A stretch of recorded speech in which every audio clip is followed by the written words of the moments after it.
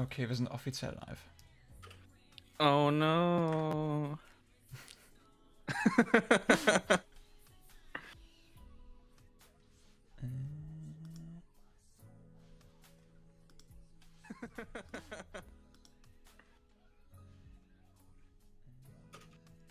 Okay, ich höre alles, das hört sich eigentlich okay an.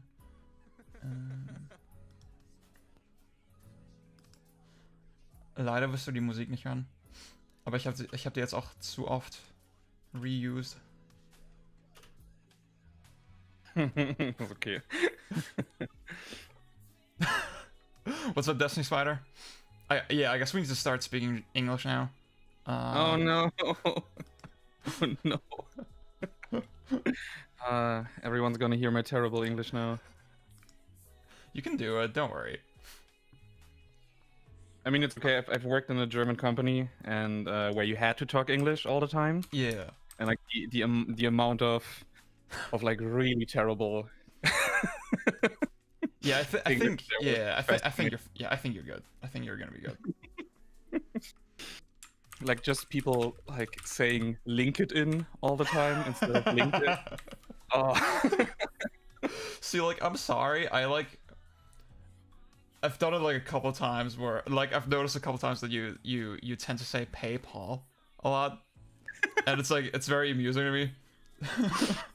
I mean, that's like on the milder side, yeah.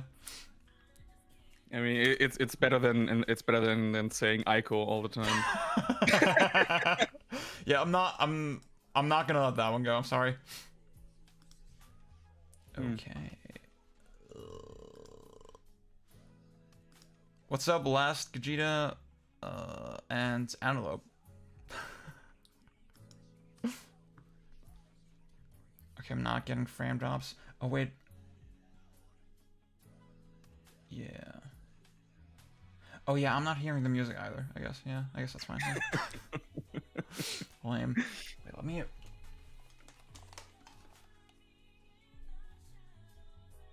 Yeah, I have like a separate headset that's like set to monitoring.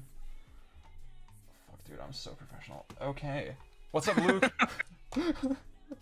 Yeah, me too. It's. I mean, your streams mostly start with technical problems. Mine as well. So. And I'm always like, that's the thing today. I was like, okay, I need to be on time, right? Because like, you know, I have a guest on, right? It's like needs to be like kind of professional, whatever. Usually it's like I'm 2 hours late.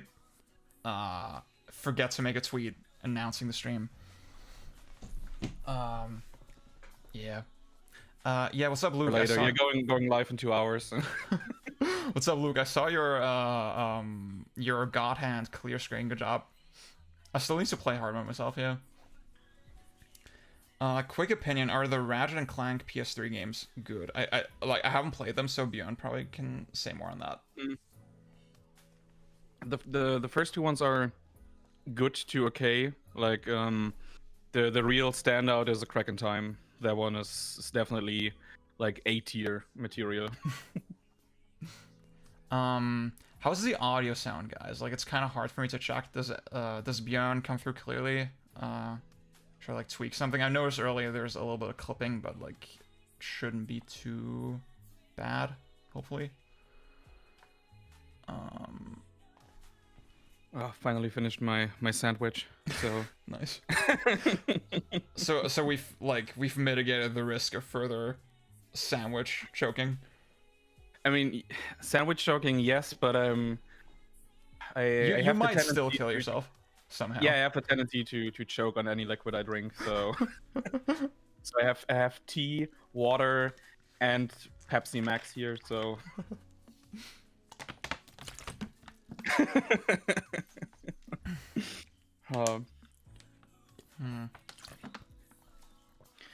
Yeah, Nexus is the only one I still have to play, like from the real Ratchet and Clank games on the PS3. Yeah. Like I have the there's one. It's One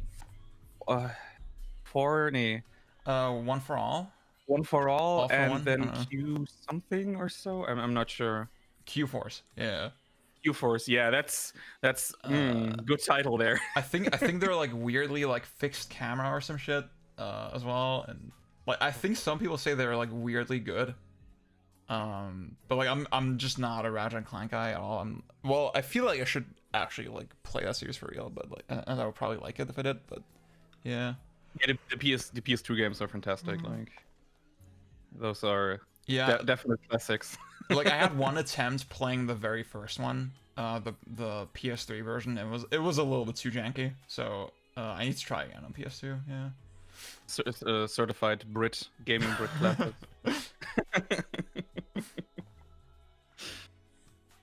Yeah, Luke, I can see what you're saying. I definitely, I feel like if I start replaying God Hand now, I also want to do like back-to-back playthroughs, but I guess we'll see.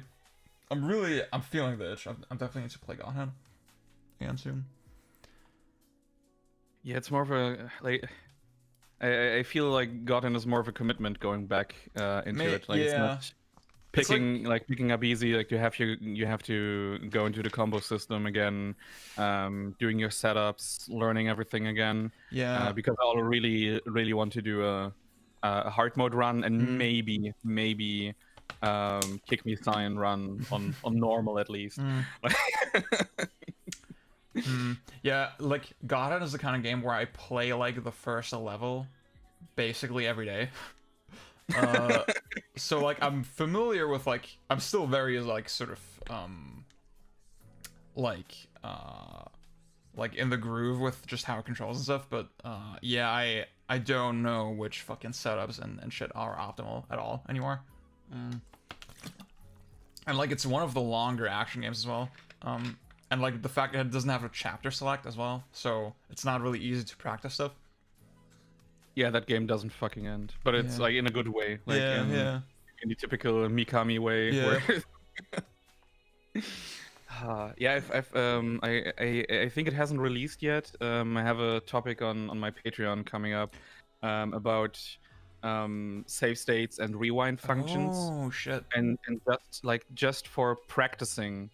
Like first time playthrough, I don't really want to have the option sometimes, like playing on Mister right now. So you don't have, for like the Game Boy or GBA, you don't have save states on it. And it's actually forcing me to really like to engage with the games more than I typically do, like playing them on the Switch or so. Yeah. But for second playthroughs and actually learning the games, like save states and rewind functions are godsend. Like being able to go to any phase of a certain boss and practice it over and over again. Yeah, I kind of like it's weird, like most of sort of my conscious experience with a lot of like 16-bit 8-bit games is with emulators and like or some kind of, you know, modern re-release where you have save states. So like playing them now without save states, it's like it's just something you're so not used to and you feel like you're kind of thrown in the water. And I really do enjoy like not having to rely on it so much and like seeing how the game was actually designed, kind of. Yeah, but like at the same time, I've been told a lot of times like, yeah, a game like Devil May Cry 1, it's just so much more pleasant on the emulator, kind of, because you can practice a lot of shit way more easily. And as much as I don't like playing on emulators personally, I can definitely see that perspective. Yeah. Yeah, that's the. Right, that's one big advantage of the software emulation. Like even in the compilation game titles from like just the options you have in M2 releases nowadays, not just the save states, where they actually listened to like for the shmup releases example, they listened to the fan base where they wanted like 50 to 99 save states. Where a normal player would be like, why do you need 99 save states? And expert players, like for every 10 seconds, I want a different save states just to practice the optimal route through the game and the combo path. But also like having all the options on the side. Like, there's so much hidden information about the scoring system, about the ranking system in these games. And having it all laid out on the side and the M2 releases is fucking fantastic. Yeah, for shmups that definitely makes a fuck ton of sense. Yeah. Yeah, M2 based. I guess this is probably a good time to like get into the discussion for real, and maybe for you, Bjorn, to like introduce yourself, because obviously most of what you do online is in German, and like my audience mostly speaks English, so there's a good chance that they're not super familiar with what you do. So yeah. So yeah, I mean, it's funny. Like, this is the first time where my English-speaking mutuals actually engage Yeah. Oh God. with the content I produce. So this is going to be fun. No, yeah, just this little German guy doing, I mean, not little German guy, but just German guy doing content, video content on YouTube, like video essays, reviews, stuff. Like I always thought about not having a focus, but it's mostly Japanese games. Like I really love the weird niche stuff, but also action games. So a broad range of topics. Like the only thing I will never care for in my entire life are RTS games and the 4X games, and no, I can't do that shit. Dude, with RTS games, I actually do keep thinking, maybe I should actually give those a chance, because I don't think I've ever actually properly played an RTS game, and like maybe I would like it, you know, maybe I'm just too fucking stubborn and like, you know, I'm too small brained for that stuff. Yeah. I like the reason I mostly like action games is because I love the constant thinking about the current situation and thinking maybe a few steps ahead. Yeah. But even in some tactical RPGs, I'm like, okay, how do I even plan for this in like 10th turn coming up or so? And like, no, I just wanna react and hit buttons. Yeah, I get what you're saying though. Like, even in Fire Emblem or something, where you have to remember to put all your units like on the stairs so that there's no enemies like spawning there in like 5 more turns. That can definitely catch you off guard. And like, I guess with action games, it's you kind of have high APM like skill-based gameplay, but it's very immediate. You see everything that's like relevant on the same screen. I guess that's the thing that makes RTS games so challenging. Yeah, I think it's mostly the like how to predict enemy AI behavior. Yeah.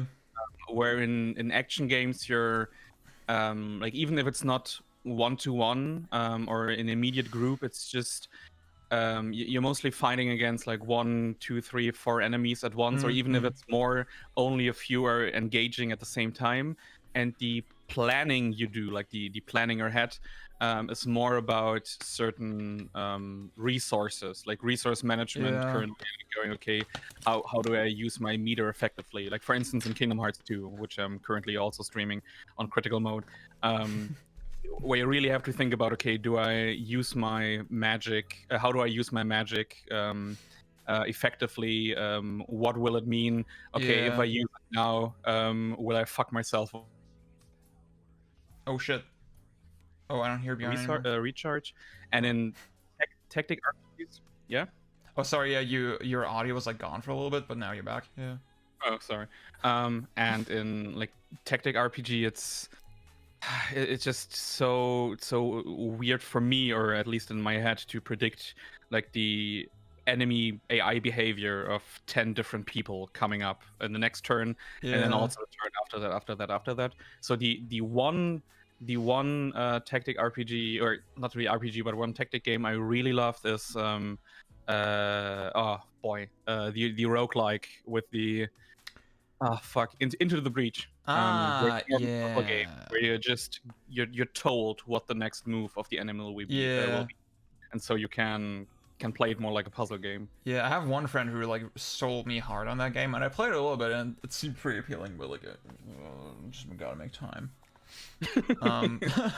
Yeah, me playing Advance Wars. Yeah. Build big tank, crush small tank.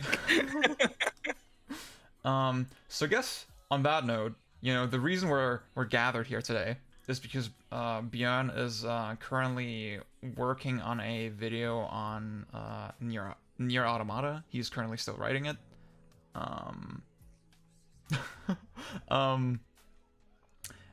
And he's like, yeah, like his energy right now is focused on sort of the combat part, like discussing that aspect of the game.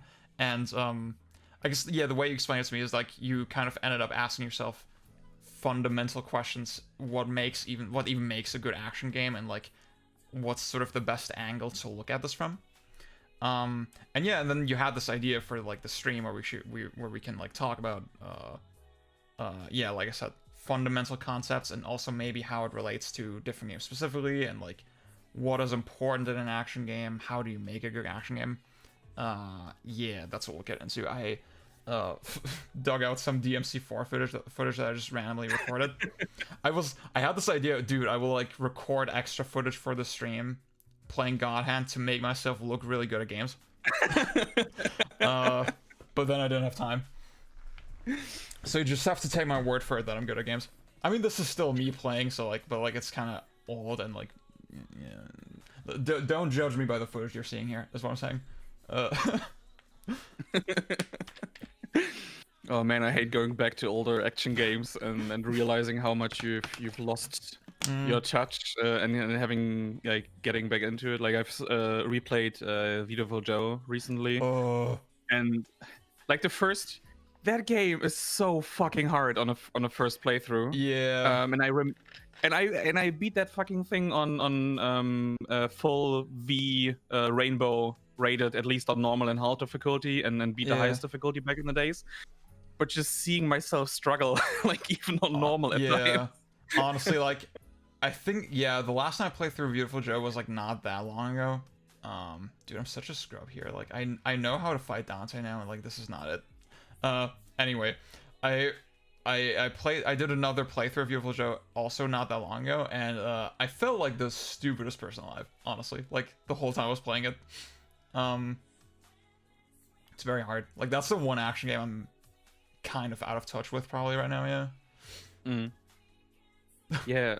So regarding you were saying that I was I was struggling in the Nier Automata video where okay, I have a few problems with the combat system in itself, but just because I haven't really talked much about certain aspects or like the design principles, I wanted to like take the opportunity and just make a like tiny deep dive or so. What are aspects of action game combat you can judge and look at, because there isn't really like a universal truth to everything. Like different combats are good at different things. And I was like the first thing that came to my mind is like you have like games like God Hand or even Beautiful Joe, I feel have more of a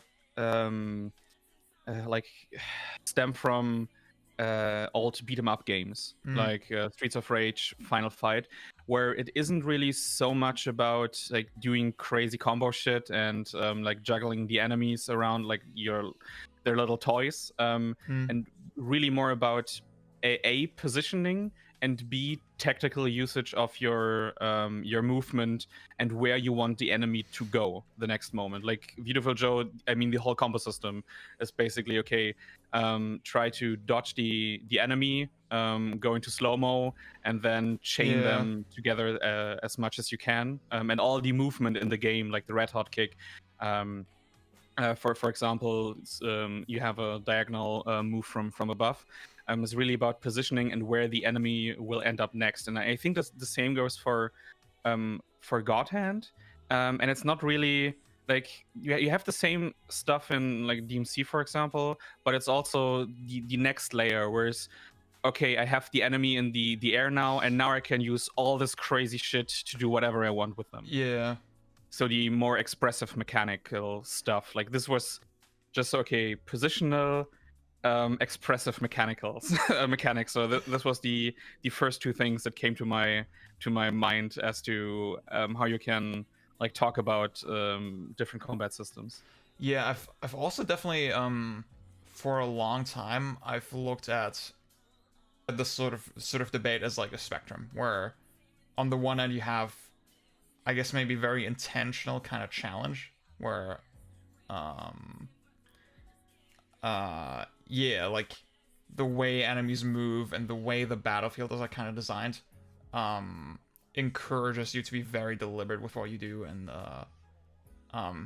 like a lot of actions have very immediate and very impactful consequences. Like if you get hit in Devil May Cry, it's like not that big a deal. Whereas in Beautiful Joe, it can fuck you up pretty bad.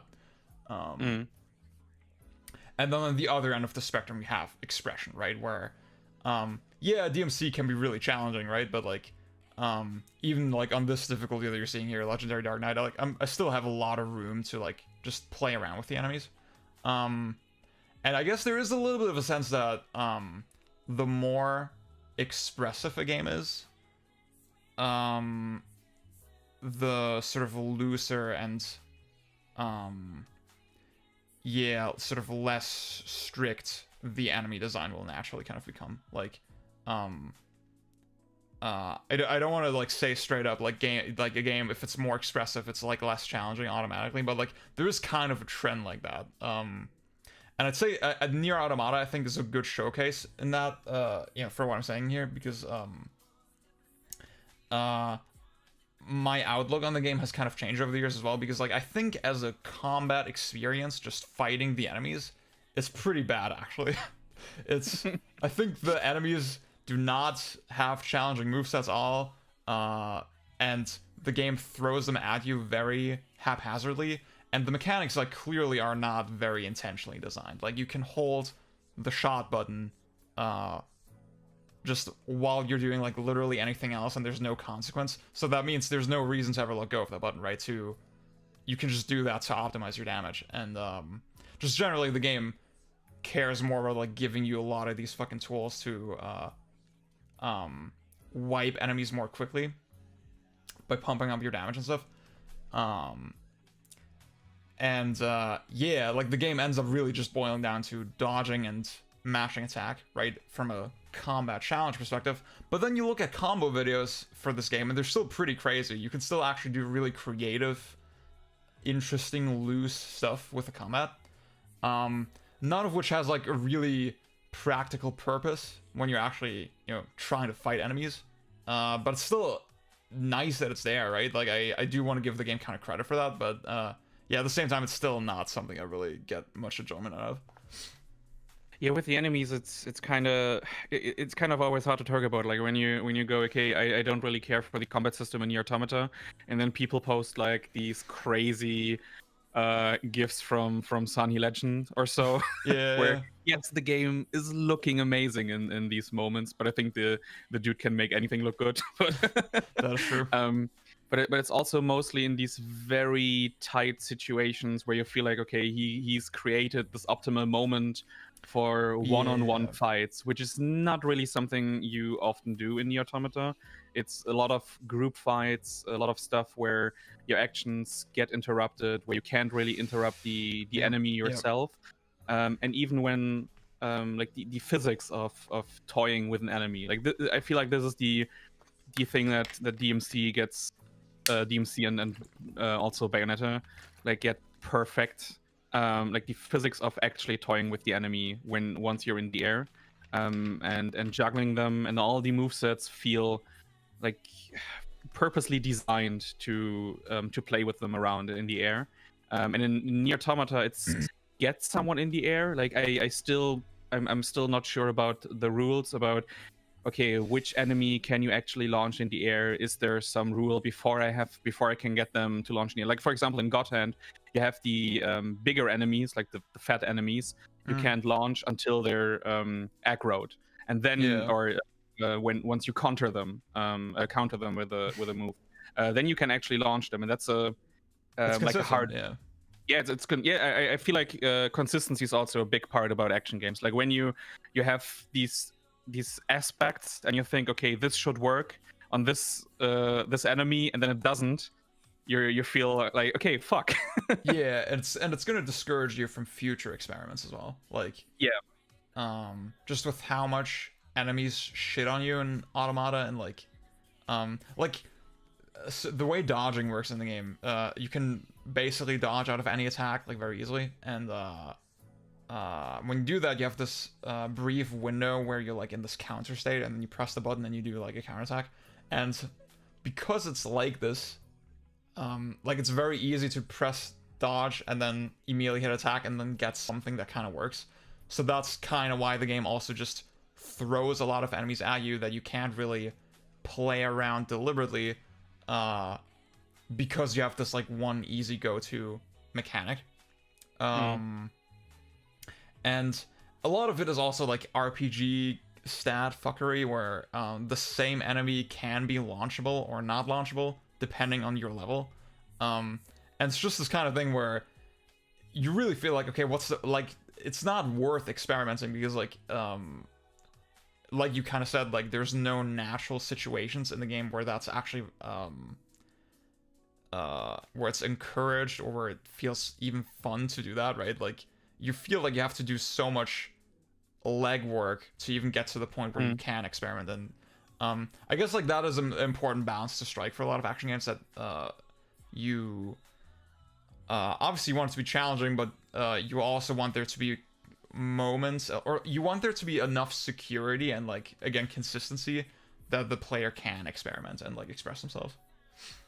Yeah, I feel like RPG systems are poison for action games. Yeah. That's I mean, we both always say like the one exception to the rule feels like Kingdom Hearts 2. Yeah. Where like it has like the right ideas where even when you start on critical, like just the idea that you don't get abilities from level ups, but from defeating certain bosses. So the game can just give you, okay, you're at this point in the game, you will always get this limit form, you will always get this ability, that ability. Critical mode starts you with so many important abilities right from the start, and even gives you, I think the game starts you with like 60 AP points or so, where you can just like equip everything if you want to. And doesn't really get hindered by the EXP system. Like the game feels balanced around even doing like a level 1 run, for example. Like it is possible to beat the whole game on level 1. I think the game is even possible to be like no damage completely. And you have so many options during the combat system itself. Like I still have problems with some of the enemies, and they are situations where if you get like 3-4 enemies and their attack patterns like line up perfectly, you just get fucked. Yeah, like the dancers or the dancers are the classic example where they can just like where the grab really fucks you over in a way that you don't expect.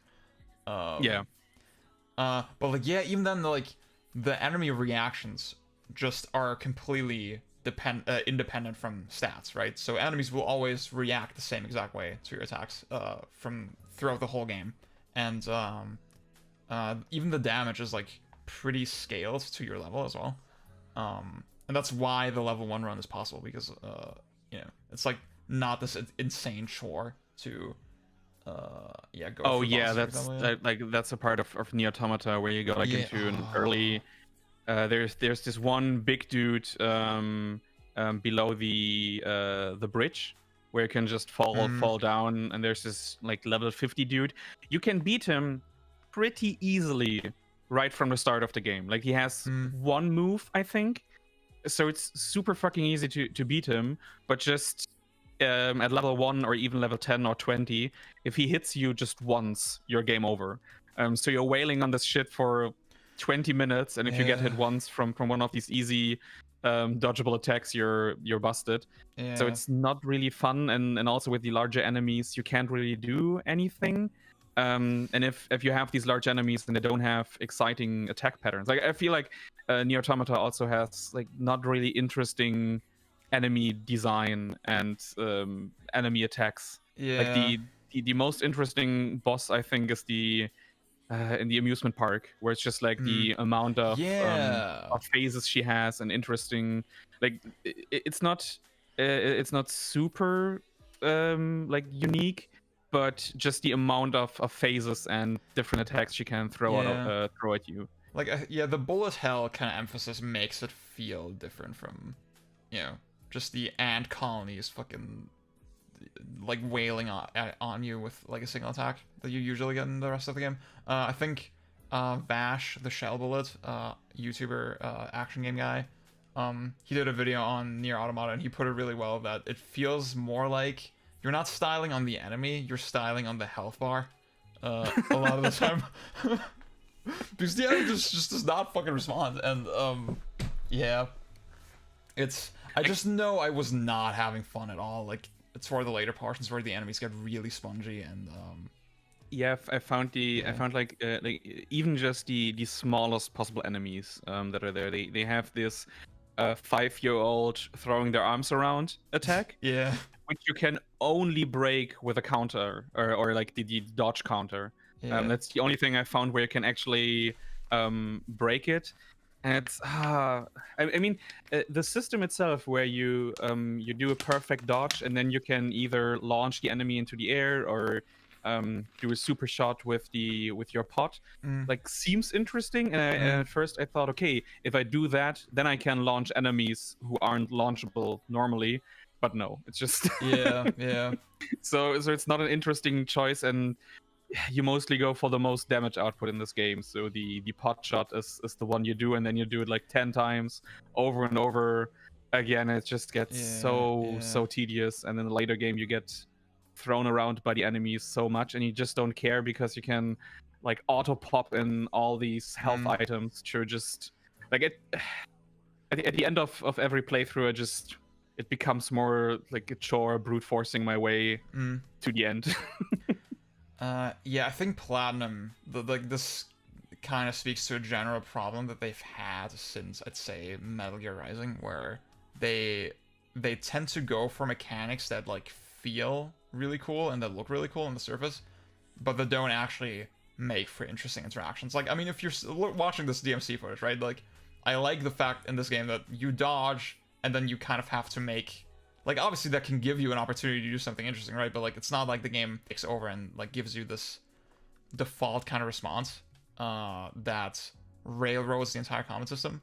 Whereas like in Metal Gear Rising, you parry and then, you know, the rest of the fight kind of plays itself out from there. And like Automata is the same way, right? Where you just said it becomes too optimal to just hit the pod button after you dodge every single time. I think that's yeah. Oh, sorry.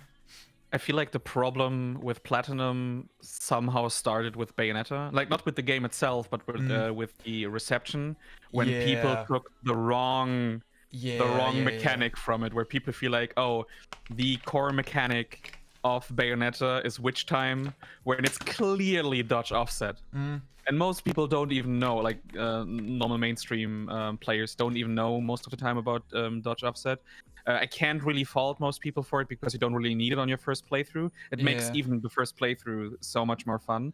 But it's just people took the witch time, like Kamiya and his team made the like the reward for dodging correctly so big that's what people took from it. And I feel like ever since then people like looked more like just at the surface of the system and what feels good at the moment. And I love the shit in MGR, how it feels to just outright kill even bigger geckos in one parry, but it makes the rest of the combat system redundant. So you're just playing a rhythm game at that point. Which I like, but it's it's still redundant. I guess I just want to note I am reading the whole chat. I'm sorry that we're not responding too much, but like it's we're gonna try to like see opportunities to jump into the chat, but like yeah, it hasn't really arisen yet, but we're super aware of it. Don't worry about that. I guess what I want to say about that is that like, yeah, you watch every single Bayonetta review and like I think, you know, they will always default to, oh fucking, you know, witch time, it feels so satisfying. Like I guess it sort of feeds into the sense that, oh, I'm dodging, right?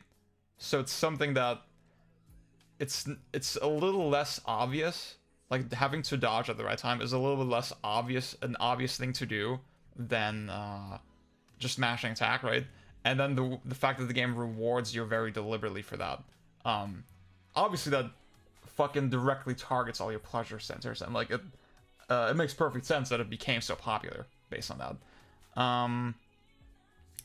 And yeah, absolutely, you're saying Witch Time is hella fun. Like, that's the thing. I think Witch Time is really cool. Like, I think it's like out of that genre of mechanics, right, where you do something and then you get this like crazy instant reward. The thing is, it's not like Witch Time means, oh, Bayonetta is automatically gonna do this one exact thing that's gonna railroad the rest of the fight. No, like, you still have to understand, oh, okay, this is what Witch Time is doing. Like, this is the opportunities it's giving me. I can launch enemies that couldn't previously launch before. I can grab Beloved with like the whip, for example, which usually you can't do, right? It's like still a mechanic with like depth and choice to it, but like it also lets you kind of autopilot as well, and yeah, it gives you this immediate reward. And I think that's really the issue, right? That like a lot of devs took that aspect of it and tried to crank it up and make it even more sort of pleasurable, but in the process made the combat itself more just more boring. Yeah. It's probably like I can't speak from a developer's perspective here, but it feels like something you can more easily implement into an existing system.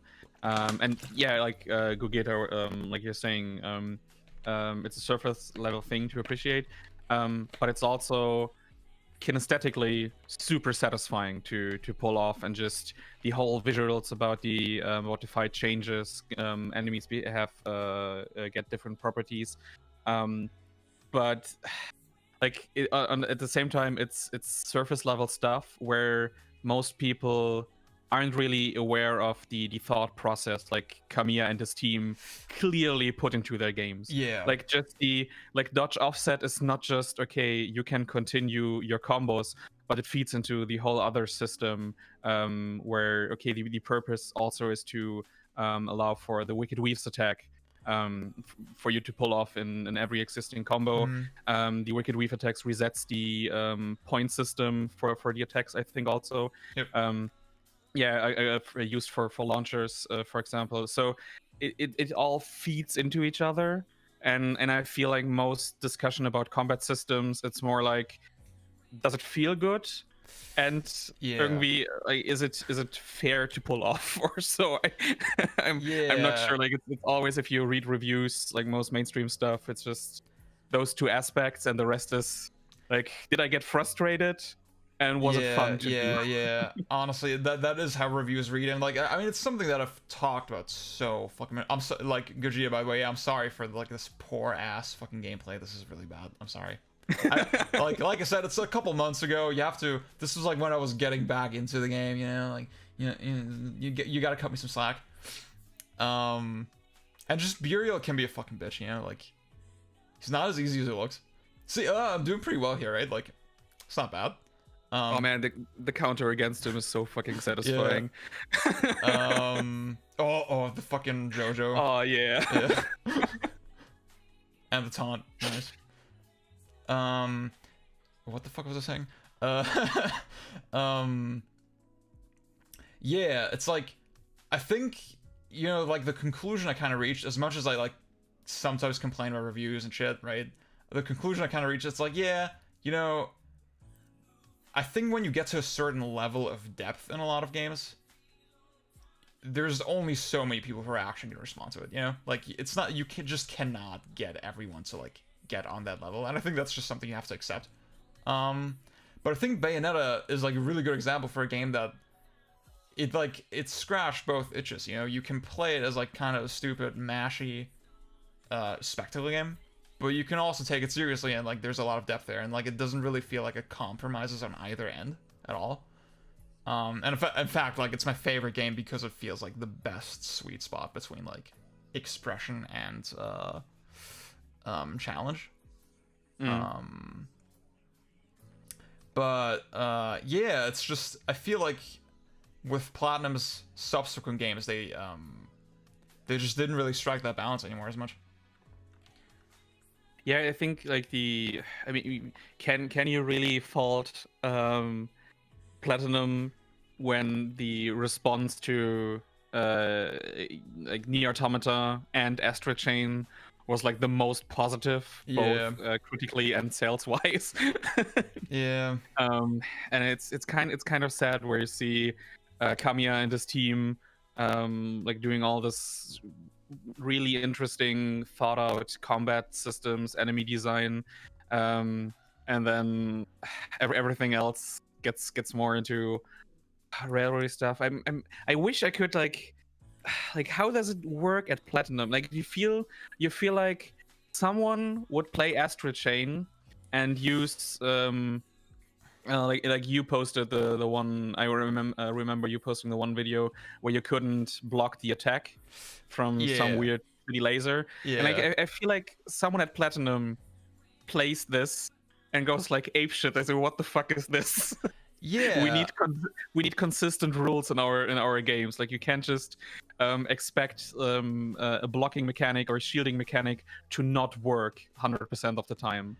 Yeah, the game it's like so frustrating. Yeah, Astral Chain definitely suffers from just it does not have consistent sort of feedback for shit, right? You can like the attacks are not really visually they don't really follow clear visual patterns. And that, you know, in MGR even, right? Like it has the yellow and the red and that's it, right? Like, you know, oh, red I need to block and yellow I need to dodge, and it's like really easy to understand, and something that's completely consistent.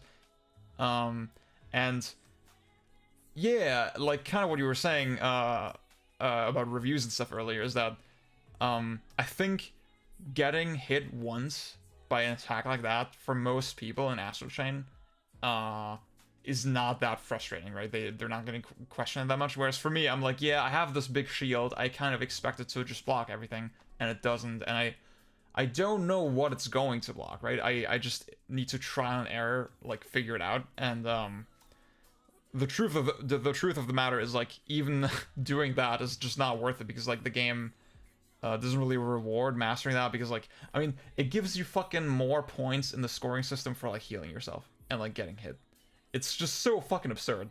So oh boy, the fucking ranking system in Astral Chain is so broken. Yeah, it's like, I mean, I guess it's not broken because like it's intentional, right? Like it's intentionally very just rewarding you for fucking breathing and like looking at the screen. But like I don't get the sense, yeah, this is a game worth mastering, you know?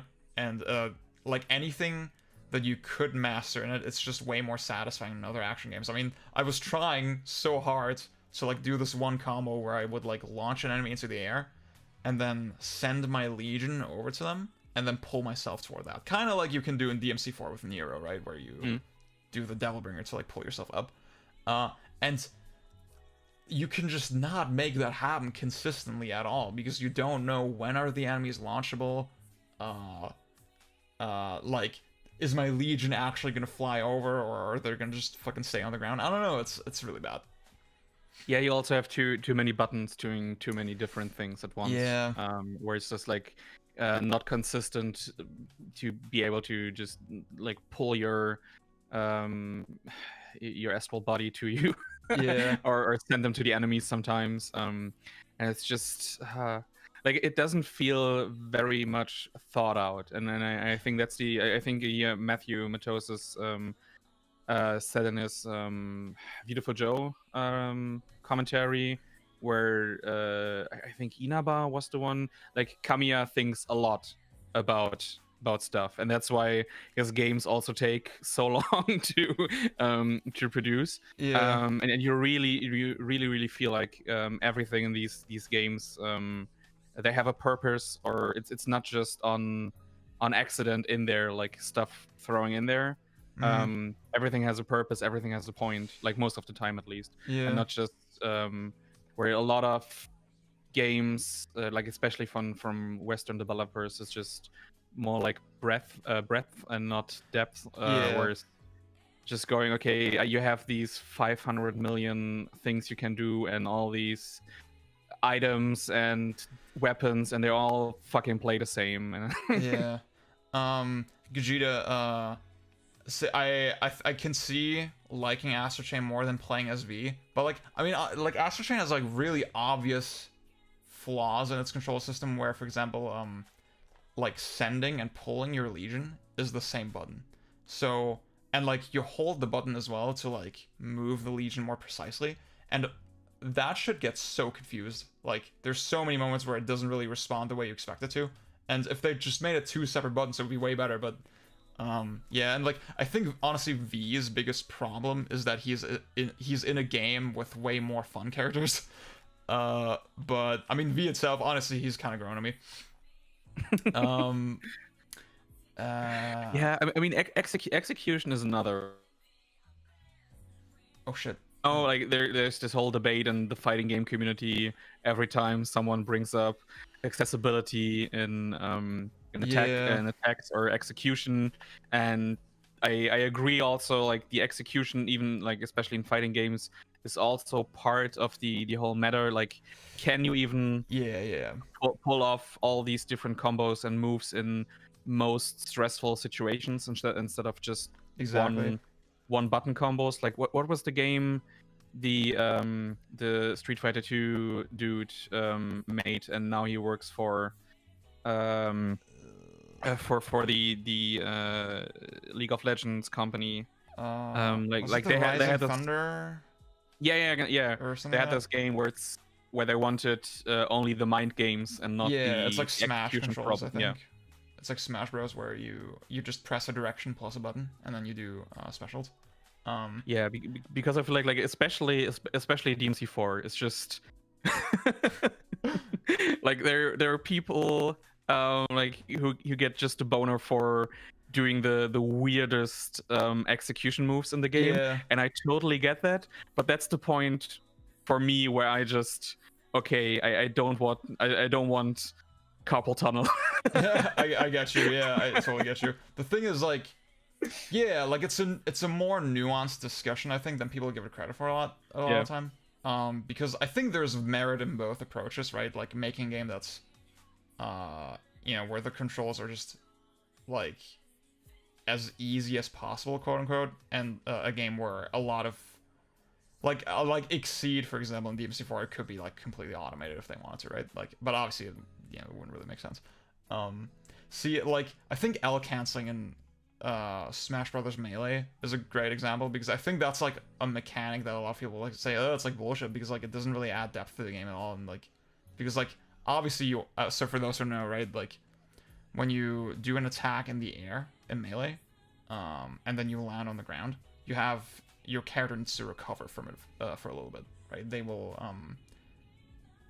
land, and they will have a little landing animation that they can't do anything in. But if you L cancel, you basically cut the duration of that animation in half. So you need to press the L button or the R button at the right time to do that. And you might say like yeah, you always want to L cancel, right? It's like always optimal, and like it's not really a choice. But like you have to consider that the timing of combos is different, and like depending on when you hit the enemy, like when you hit their shield, for example, you also need to time the L cancel differently, right? So it is a consistently challenging thing to do, right? It actually is kind of interesting, and actually it does add a little bit of depth to the game. Like you might say, okay, is the depth worth the barrier that it presents as well? That's a whole other discussion, but I think there needs to be like a little more tolerance toward like things just being difficult to do, kind of for the sake of it. Like I do think that adds more to the game than people give it credit for. I mean if it's timing stuff, I feel it's always correct to demand higher execution. But if it's just tedious to do on, like, if there's a better solution, then I would say try to go for that one. Like example, like your video on Kingdom Hearts 2. Yeah. Like I'm playing the game. It's just, I would love to have more customization options, or just have different shortcuts, so I can at least instantly access all my magic at all times, or like just set it up completely however I want, because there's too many times where I just fucked up the command deck or command menu at the bottom. More like a relic from when they thought, okay, let's combine Final Fantasy and Disney. Final Fantasy has the Exactly. menu, so we do that in our game, and now they're stuck with it. Yeah, that's exactly what it feels like. It feels like. Oh, sorry. Yeah. And I think like if there was a better way to have shortcuts on these commands, they should do it. Where like regarding Dante and DMC 4 or 5, where I feel like they just they took what they did in 3, where you selected each of the styles and then just said, okay, here you can now access everything from the D-pad, and it's obviously possible to get to a level where you can execute everything on there, and I totally feel like if you're on that level and you're having fun with that, it's great. But I also think is there a better way to even do that shit, or without revamping the whole system? Like I think we both have more fun playing Nero, where he feels designed for the control scheme he has. Yeah, like that's the thing. Like you definitely have to look at those things super on a case-by-case basis. And in DMC4's case and in Kingdom Hearts 2's case, I really like, as much as I enjoy those characters in those games, I really do feel like there would have been like a smoother way to do this, and like I think the game wouldn't lose any relevant depth, right? With DMC4, you could say like there's like really niche things where like Helmbreaker in the air, for example, with Dante is not directional. You just press the button and you go down, and that actually lets you do things that like that alone lets you do some things that Nero can do actually. But it's like it's really niche, and like it's, I think if we were gone, like, you know, like I don't want to say nobody would complain. Like I see the appeal of it, but yeah. And another good example I feel is reload canceling in Vanquish, you know, where it's the same exact input every single time and it's not really challenging, and it just feels like again, for those who don't know, in Vanquish you have a reload animation, but what you can do is you can switch to a different weapon and then switch back to your original weapon, and then your magazine will be full without having to go through the whole animation. And that's really cool that you can like speed up the game this way, but it's so kind of linear and it's not really challenging that it ends up feeling actually more awkward than anything. And it makes you question, okay, you know, if they caught this in development, I assume they did, they should have probably thought about it more and like thought about a different system that sort of canonized this mechanic more in a way that's smooth and elegant. I feel it's a bit different to something like boost canceling. Exactly. Where it like feels good to pull off. Like it feels natural. Good to play. It feels good to play this way, and like something they encountered during development and then purposefully let this mechanic in because it was more fun. Just saying, Destiny Spider, I think the mic problem stems probably because I'm coming through the Discord audio, so that might explain the crackling. Sorry. It's all good. I need to go to the bathroom really bad, but I'll be right back. I guess Bjorn will entertain you guys.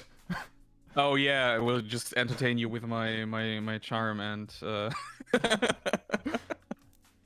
yeah, just take your pee break. I got it. I'm sorry. Okay, be right back. What about Yaiba Ninja Gaiden Z? Oh my, oh boy. I think I started that game like 2 times, and never finished it. Boy, that game was shit. That game was fucking shit. And of course, it was by Inafune was a producer on that game. Of fucking course. Yeah, I feel like a lot of the execution and like I think it's super impressive when I watch like combo mat videos on DMC4 especially. Like it's super fucking satisfying to see all that stuff, and I get how pulling off certain moves on a controller itself can be pleasing. Like I've never went so deep into the game itself where I'm comfortable playing this way. Like the only game where I remember actually learning or getting better at the movement itself until it was naturally and satisfying to pull off is like the claw grip in old Monster Hunter, or even just like snaking in Mario Kart DS.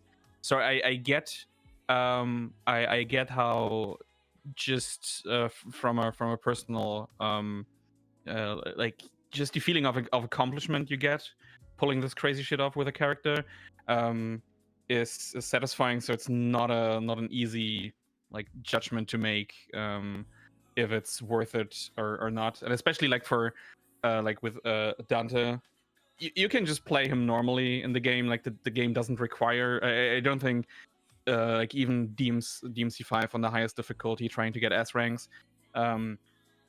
requires you to just get carpal tunnel in both of your hands to play him well.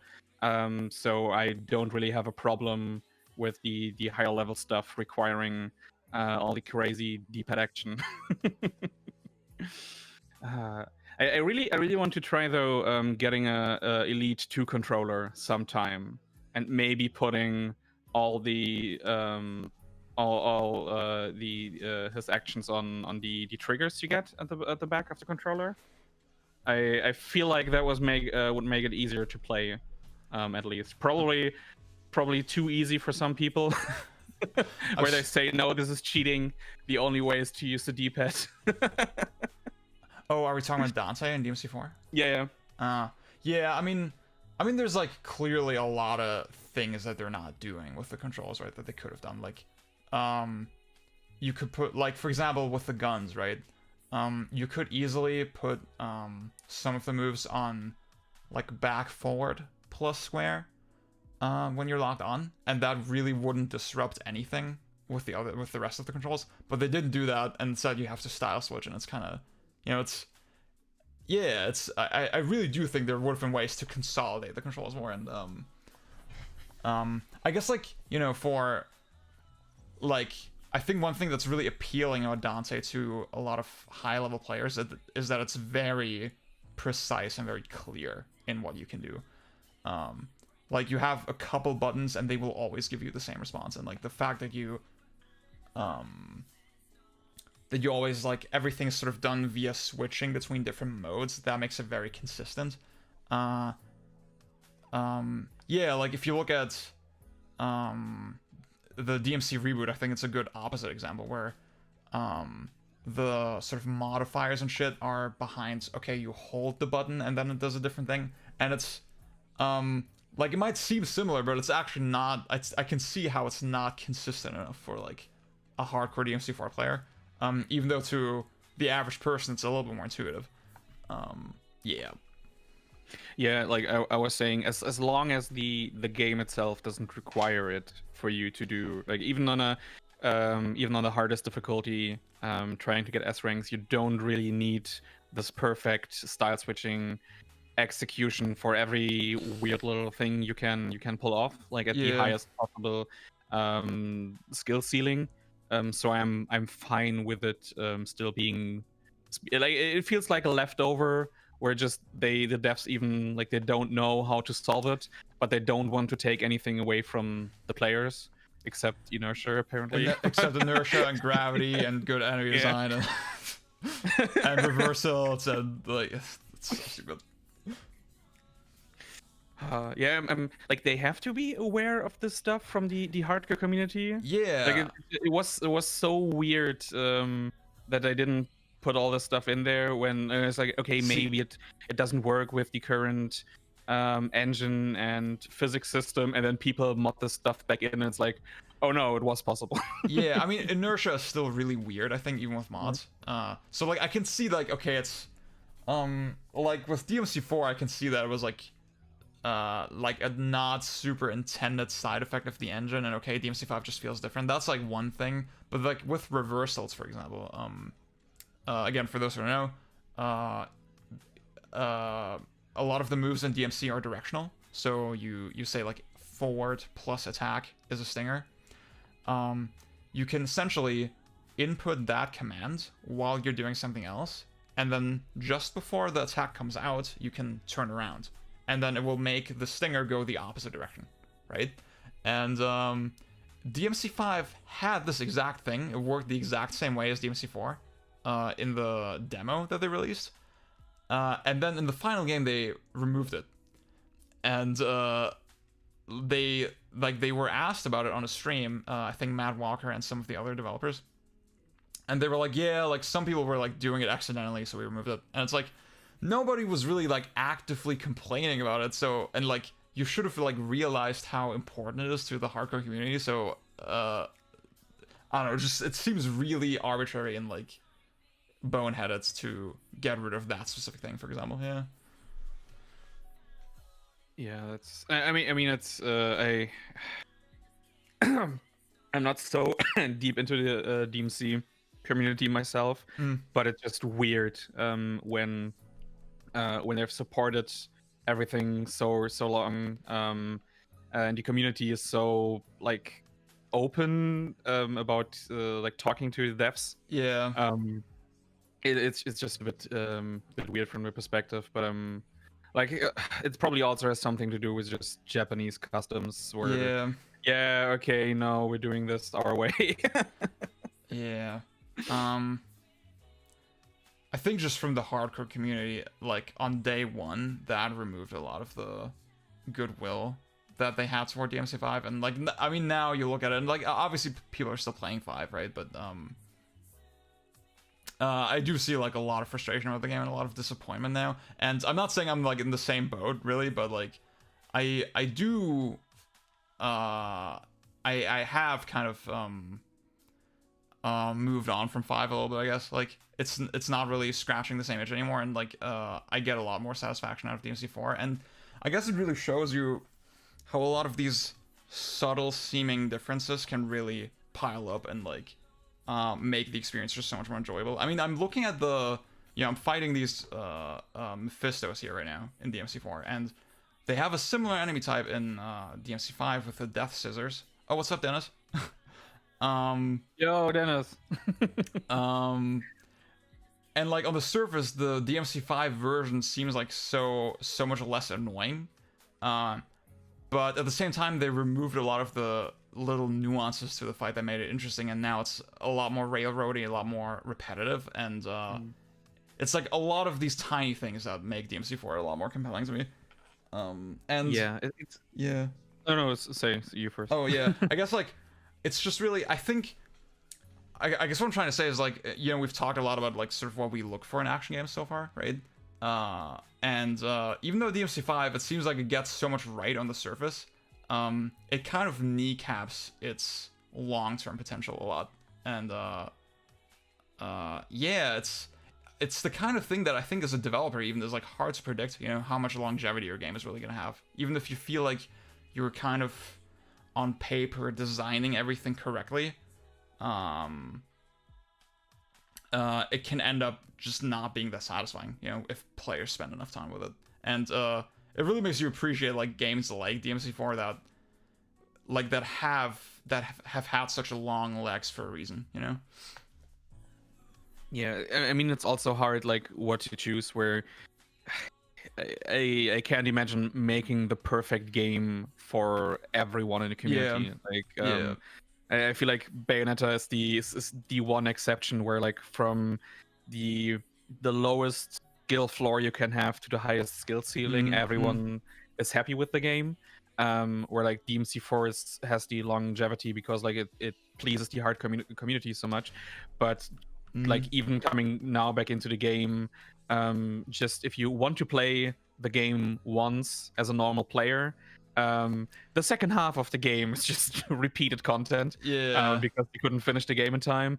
And just from a normal player's, mainstream player's perspective, I think the reception DMC5 has gotten is so much greater, and that's also probably something the direction Platinum has been taking with the latest games, where like the reception to Nier Automata and Astra Chain is so good that trying to also keep the hardcore player base in mind maybe isn't something some of the directors or producers there don't want to do. I mean, it's even hard to explain somewhat. Like this is the problem I had with the Nier Automata video, where like if you're into action games and have been playing them and know a lot of the fundamentals issues you can have, you can talk on a different level or say, okay, this is why this doesn't work, and so on and so forth. But for a lot of people, it's just really hard to grasp why this is such a or for other people, when like the normal, hey, if I just go through and hit the buttons and it's fun to play. Like, I love Muso games. I fucking love Dynasty Warriors. I know how much fun you can have with a simple game where you just hit buttons and 3,000 enemies on screen die instantly. So I get the problem of explaining things. Like, even I gave Bayonetta 2 a 10 out of 10 at release, and I hate myself for this every day.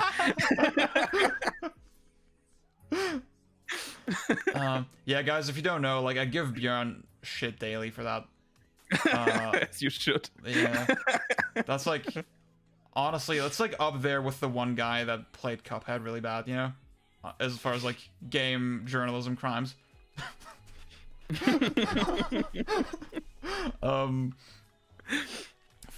Yeah, like, you know, like DMC4 and 5 are so interesting to compare because like a lot of shit in 5 feels like such a specific response to what made 4 very inaccessible.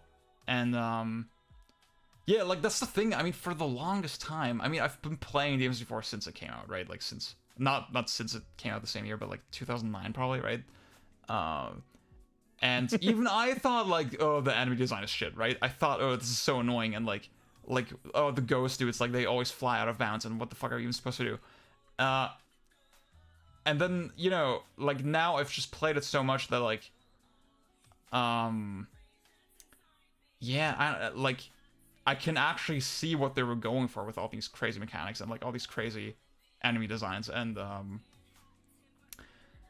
it's just, yeah, I think it's really hard to be like a Bayonetta, you know, that like finds that perfect balance, like you said, where it's so easy to get into, and like even Bayonetta has like things that get called out for being kind of frustrating, right? But yeah, it's like it's this game that really yeah, I'm trying not to say it. It's like it's this game, when it came out, it hit really hard and everyone like got it, you know, everyone like thought it was satisfying in the exact same way, and then now we look at it and people are still playing it like at a high level, and I just don't know how you aim for that. Yeah. Even like it got a 10 from Edge. I think Famitsu also gave it a high rating. I mean, not even Kamiya and his team can replicate the success where like Wonderful 101 comes out 2 times, and both times like the mainstream just doesn't really gel with it.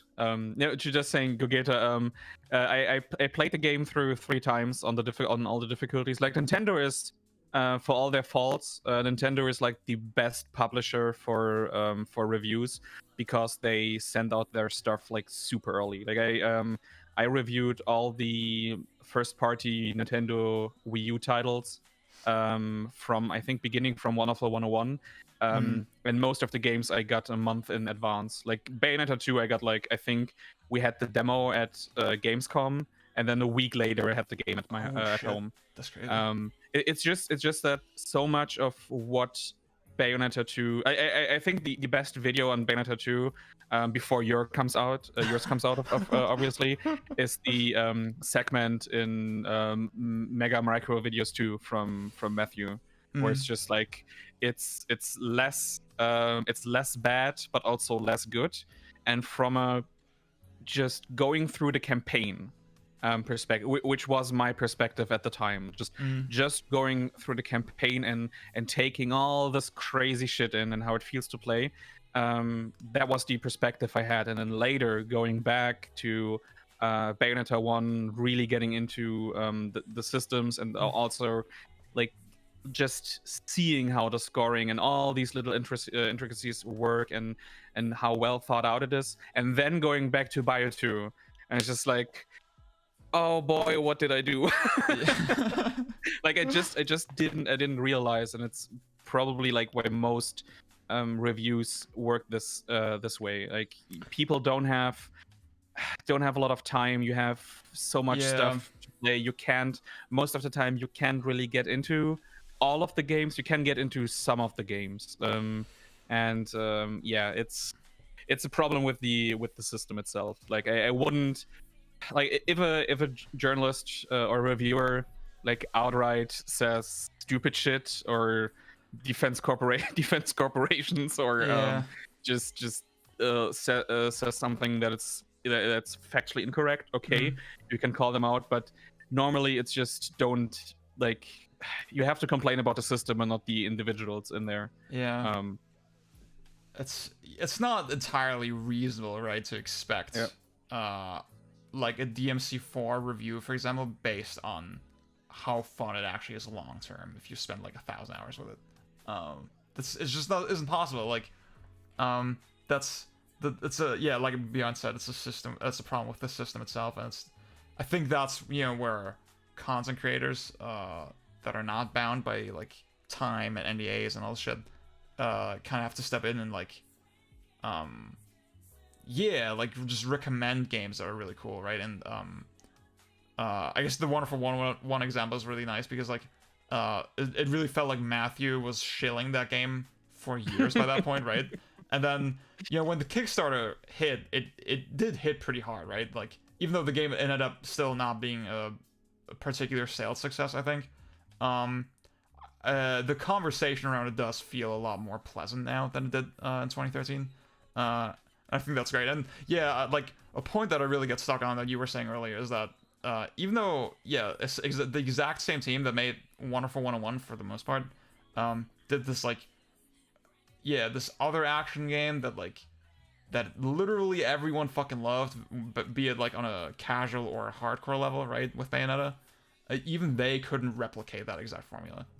Like Wonderful 101 is also kind of like DMC4, right? Like one of those notoriously inaccessible, confusing, frustrating games on your first playthrough.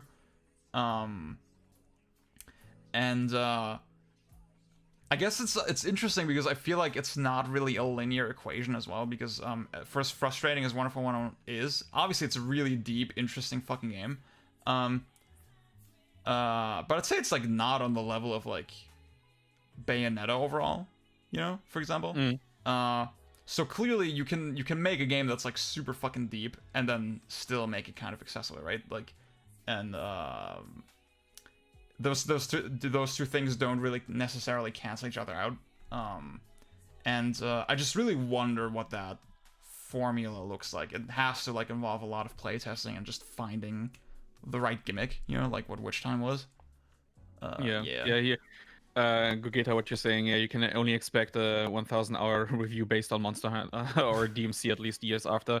Yeah, I mean, the best videos you're only going to get a few weeks or month after the game has launched.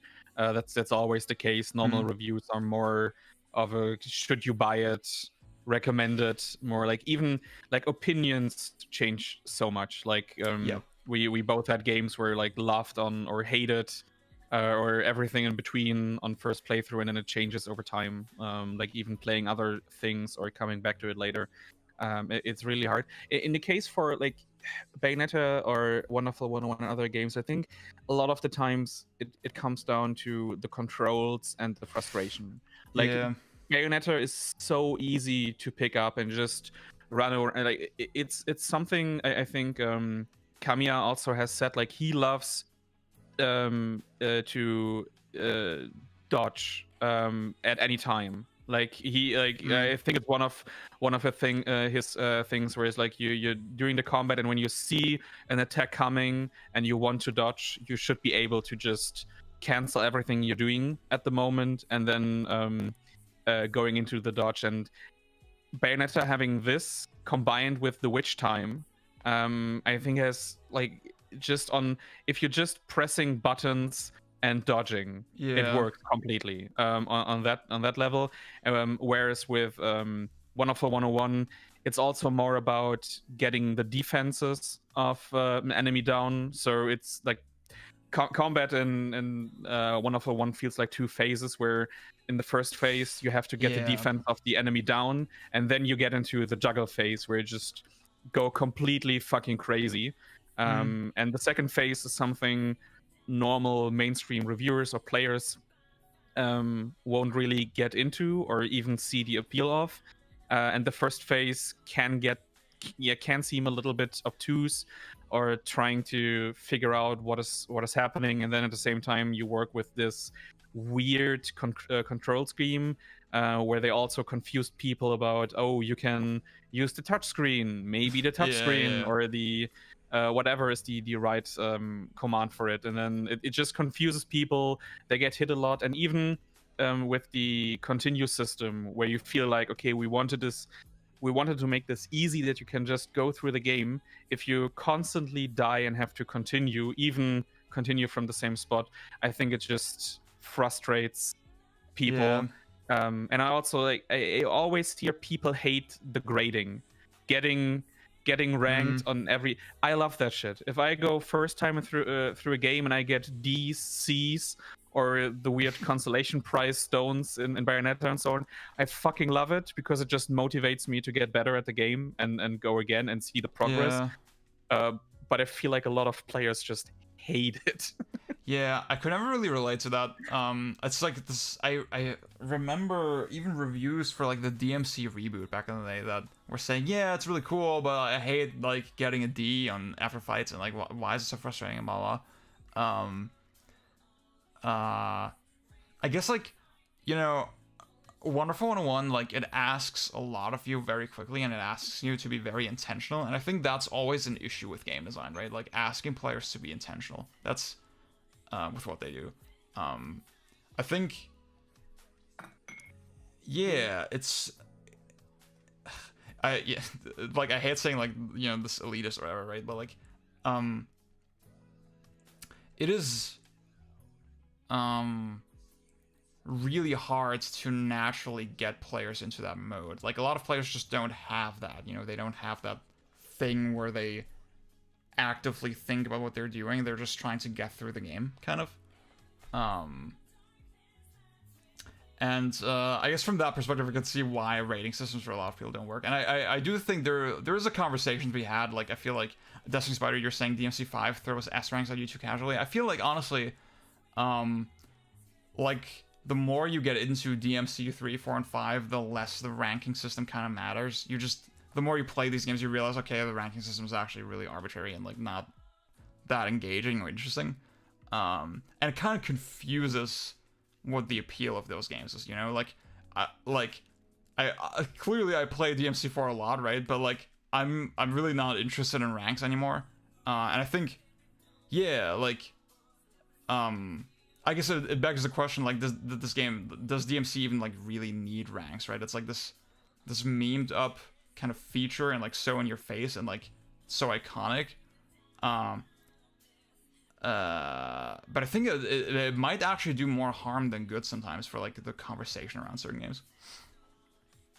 Oh yeah, it's super. I mean, they can never go back on this. Like removing the fucking style system from DMC is a crime at this point. Yeah. I mean, I personally, like, when it comes down to just getting mission results, I prefer the Kamiya system over this, where it's like super simple on the surface, where it's just like, okay, you have don't get hit, and then the you have to do it in a certain amount of time, but also get a certain amount of points. The only thing I hate, and that should be improved, it should tell you what these requirements are. Like, you have to either use a guide online where it just outright tells you, like, when I did the Rainbow V run like years back, I used the absolutely fantastic guide by Future Press, and they had all the info for all the difficulties on there. I think that is something they could improve in the future, but just keep it simple. And also go more for the points itself, and I because I think the style ranking in the DMC combat itself, like, maybe a bit where it's like, okay, I'm doing crazy shit. It's like you see these combo mad videos where it's absolutely insane, and then they don't get to triple S ranks. Yeah, exactly. Yeah. And I feel like that's that has more to do with how the system ranks, because like I don't see the problem in Kamiya games, like where you do the most absolutely crazy shit, and you're getting always good points for it. Depends. It depends. I think in Bayonetta, like even just the fact that you have to, if you don't finish the combos, it will kneecap your score a lot, right?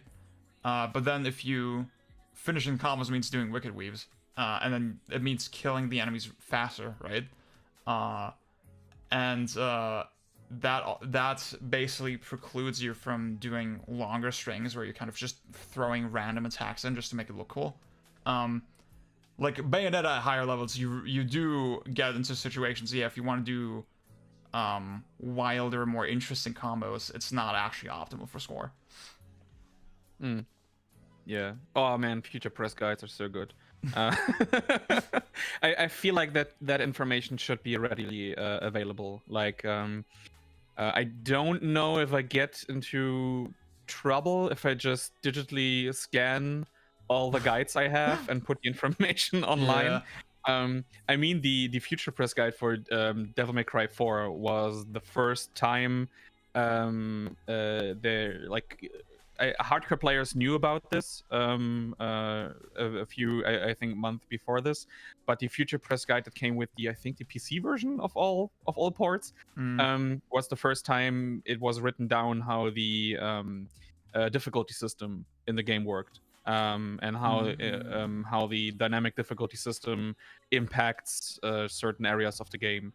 And it's like future press is crazy good because they always get hardcore people from the community to write them, and the information there is always like pure gold. Like future press is something I still buy every time a game comes out, just so I have the like raw data information, like objective facts about this.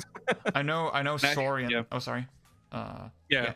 I know Sorian Dash wrote a lot of those guides, and like that, like hearing that information was like, oh fuck, yeah, like maybe I should actually try to get that Beautiful Joe guide, because that made me way more interested in it. Yeah, just hearing him talk about the game and in just this like really unfiltered, okay, it's his own observations, that just made it so much more interesting to me. Yeah.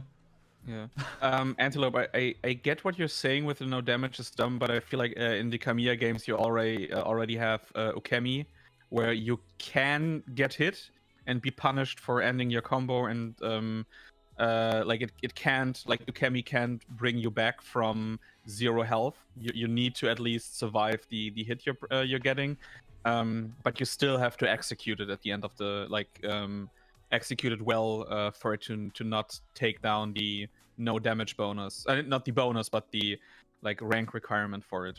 I think they already solved this problem. Yeah, I guess it really depends on what the game is going for. Yeah. Antelope, I really see what you're saying, because I find it more satisfying in games to keep playing after I make a mistake, right? So, I think game design wise, it makes sense that Bayonetta, Wonderful 101, and Beautiful Joe, they take it into account, right? Whether you get hit or not. I think it makes perfect sense that it's like this, but it's not as fun to me personally, right?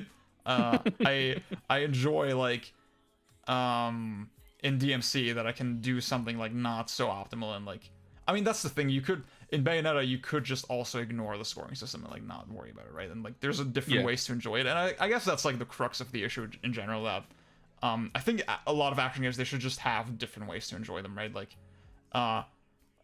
Kingdom Hearts 2, right? Great example again, where I doubt, you know, the developers really intended for people to go this crazy hard with it and like come up with all these weird strats and like challenge runs.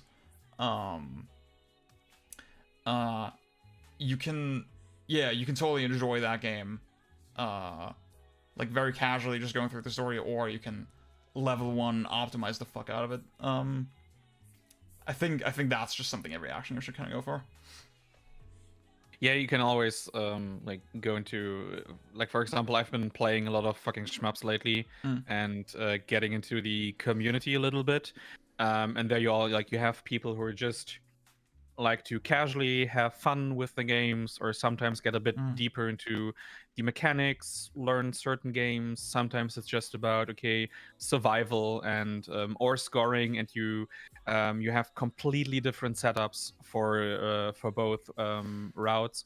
And it's super interesting how you can approach the games in different ways. And I feel like for action games it's the same, where you have games that are better suited for one play or the other, or just people approaching it in different ways. Like I love the Kamiya style so much because it gives me a goal to work towards. Like I'm a goal-oriented person. Like looking at my gamer score, you can maybe see that.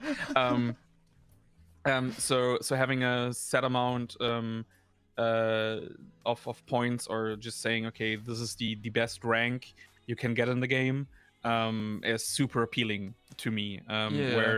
Whereas just going so far into the crazy depth of player expression, I find interesting, and I love when I can do purposeful stuff in games. Like that's why I love the positioning shit in Beautiful Joe or in God Hand, and playing with like just knowing the properties, having like this attack doesn't just do damage, it has a different property, it will affect the enemy in this way, and it will affect this enemy in this way and that enemy in that way, and also enemies can have different properties as well.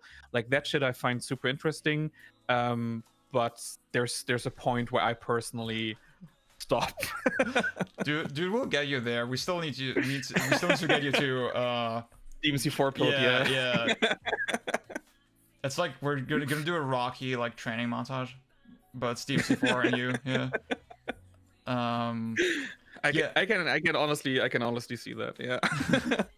I guess I really enjoy, in Bayonetta and 141 that they're like the scoring system has so much. It's so detailed and has so much depth to it that it really feels fun playing toward that and like figuring out strategies to make it happen, right?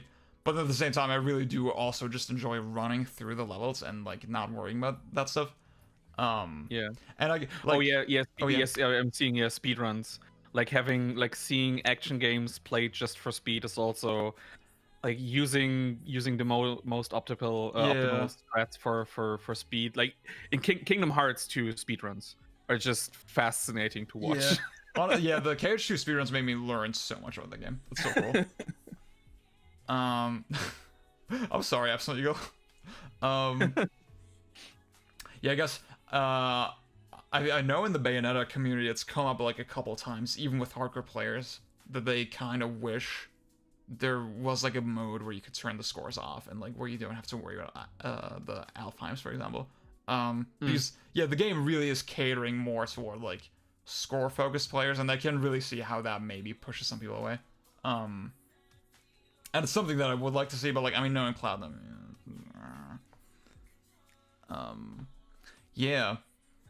I guess beyond maybe, one angle I was like thinking about is there something that you feel like that personally like draws you to certain games, that you find that you like specifically look for in action games, maybe? Oh boy. I mean, on a surface level, it's always, is it kinesthetically pleasing to play or pull off, and instantly seeing weird, unique, cool shit. Like I saw 10 seconds of gameplay of Chain Dive, which is a game nobody I think you streamed it once. I streamed it a little bit. Yeah.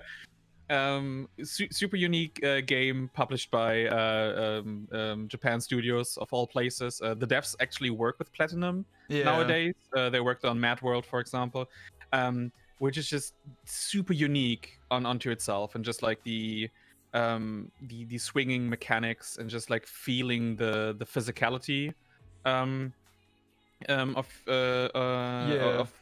your character. But on the other hand, I also like stuff where it's just super rigid. Like I love tank controls. Man,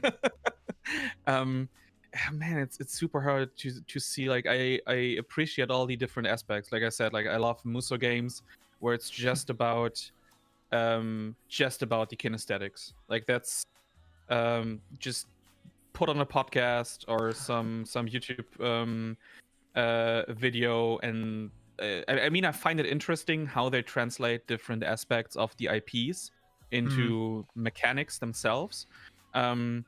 But it's more so the kinesthetics. But then on the other end, I love doing, especially since I'm have gone back to more beat 'em ups, like playing more Streets of Rage, and then after that playing Beautiful Joe and God Hand again, and seeing the connection where it's just purposefully positioning yourself on the battlefield, using your attacks to reposition the enemies or just getting them into big chains. I think that is the that is more so the stuff I like. Like, I also love doing cool shit in DMC, but it's probably because it's so much harder to get into. Like the amount of work you have to put into, where I just go, okay, it takes me this many hours to get on a crazy level in DMC, whereas I can already do this purposeful, amazing stuff in like even in DMC 1, for example. Like that's the game I probably have the most experience with, because it was just, I think it took me one afternoon to get on a level where I'm already comfortable with most of the mechanics in the game, and already know most of the enemies. I think I got from like first playthrough to DMD in 3 or 4 days or so, and I feel like getting into the craziest stuff in DMC4, for example, would take a lot longer. Yeah, for sure. Like DMC1 is like a good example of a game that feels more consolidated, kind of like a lot of the mechanics have very obvious purposes, and like the way they interact with each other is like you know, very clear, very intentional. In DMC4 it's like a little bit more abstract, right? Like you have to know, oh, if I buster a scarecrow and devil trigger, it's gonna launch them back up, and like it's like this really weird specific niche thing that you're not gonna care about like in your first 30 hours of playing, you know? I like, yeah, I guess the way I gauge you is that you definitely really like games that like feel so consolidated, you know, that like there's a clear goal, there's a really clear path to like playing well, and it's very immediately strategic. Yeah. It's so hard because like especially in the action game genre, I don't really have anything that I don't like. Yeah, I'm kind of I have clear preferences for some stuff, but I don't think I have, like, the only thing that immediately turns me off is if I can't avoid damage. Like if I can't avoid a certain attack and I feel like, okay, this game is impossible to no damage, I'm immediately turned off from going any deeper into the game. At that point I'm just, okay, I'm beating it and then I'm done. Yeah, I feel that totally. Yeah, people who know me, right, I really like games where you know, I have this like very physical sense. I feel like my character's actually in the world, and like I think about DMC4 and like Bayonetta and even Kingdom Hearts 2, where just the way your character moves and the physicality of that and the like how high the gravity is and how fast paced it is, that's like that scratches the itch for me the hardest. But then I still like games like I love God Hand. I still think that's a great fucking game, even though it's, you know, you don't have that sense at all, right? It feels a lot more kind of artificial, and Gene doesn't really have like physics or anything to him. Yeah, it's just what fucking point? The game needs this this like I always, like, in my mind I go to Spider-Man 2 swing mechanics, or in general like swing mechanics, where, because that is the mechanic where you feel the physicality of the character, the player character, the most. And I love I personally love the swinging. Like every game that has like the meat hook in Doom Eternal is the coolest Yeah. fucking thing in the whole franchise. I adore the Bionic Commando That game, reboot. that I game is a love hood that. classic. That game is definitely a hood classic.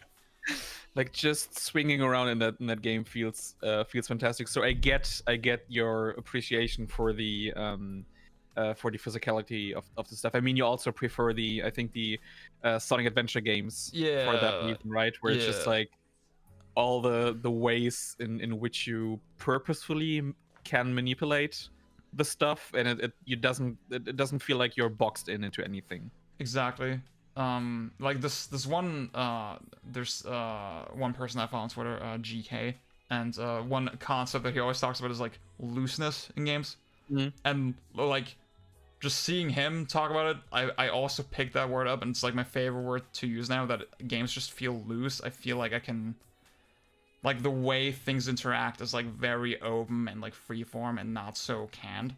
Uh, and yeah, that's the thing. Like God Hand is like one of my favorite games, but like it is the exact opposite of that, right? Where Gene very specifically kind of snaps into things, and like that still is really cool, right, for what it is. Um, but it's not like my personal preference, I guess. Yeah. Yeah, for me, like as I said, I love the physicality of tank controls. Yeah. Like just how like it's still super fucking responsive. Like you don't have any delays or so, but it has so much purpose in your Yeah. movement that it just like I think just the simple like Tim Rogers said once in an old article, I love characters that feel like I'm playing a Cars. car. Yeah. Yeah. Yeah, definitely. I definitely get what you're saying with that for sure. Absolute Eagle. Yeah, the Attack on Titan. I played the first one a lot. It's the one Muso game that I actually got into. That I actually like consciously kind of really enjoyed. Um, like the only other one that I finished, I think, was Hyrule Warriors, and even that was like with podcasts on. Um, But that's normal mode. Like you shouldn't. yeah. You should always have something in the background. I suppose, for yeah. Musou games. Dude, like the Fang Li Attack on Titan game, I keep hearing about it. I should play that. That looks super sick. I Yeah. haven't played that personally, but I've seen footage of it, and Yeah. it looks so cool. Like I think it's also like in platformers. Like I both love games that feel like you said loose, where you have the physicality, like even just the old school NES Mario games, Yeah. where you have this inertia in your movement. But I also really love the opposite, where you have games like Super Ghouls and Ghosts, where it's like the most rigid you can get in a platformer. Or old school Castlevania, where jump arcs are pretty like you jump, you're done. Yeah. There's nothing you can do about it. I love both styles, where you have this looseness, but super high commitment to everything you do. Have you played the N Plus games? Like A little bit. I fucked around with them a little bit. I mean, they're very floaty, right? I remember. Yeah, well, like you can't get looser than N Plus. I fucking love them. I guess like I think those games are cool, but I think that's like a case where they're very loose, but they're also very slow, and I think that's what turned me off a little bit. But I obviously like it's intentional, right? Like I see how you feel so. You also don't have the mechanical depth to it. Like you have the one jump and the wall jump to it, and you can do a lot with them and the physics and the inertia, but you don't have different chaining movement from something like Mario 64. Yeah. Dennis, that's the Fang Li game. Yeah, that's the one that Alan was always talking about, and like he kept telling me to play it as well. I should get on that. Oh yeah, Eagle Lost Planet 1 is awesome. that game is fucking good. That's also a classic. Man, that game shouldn't look so good. Yeah. That came out in 2006. Like Capcom Empty Frameworks is just it's black magic. Like the fucking the footprints in the snow in Lost Planet, honestly, that happens. It has me like the me versus water guy, right? Like, I just that's how fucking good that looks. I'm that guy, but with snow in games. Oh, dude, EX Troopers. I've been meaning to play that. I actually have a copy, but like it's Yeah, same. But it's I a still moon haven't. ruin, so I don't know. I mean, it's also anime game, so it's probably not that hard to.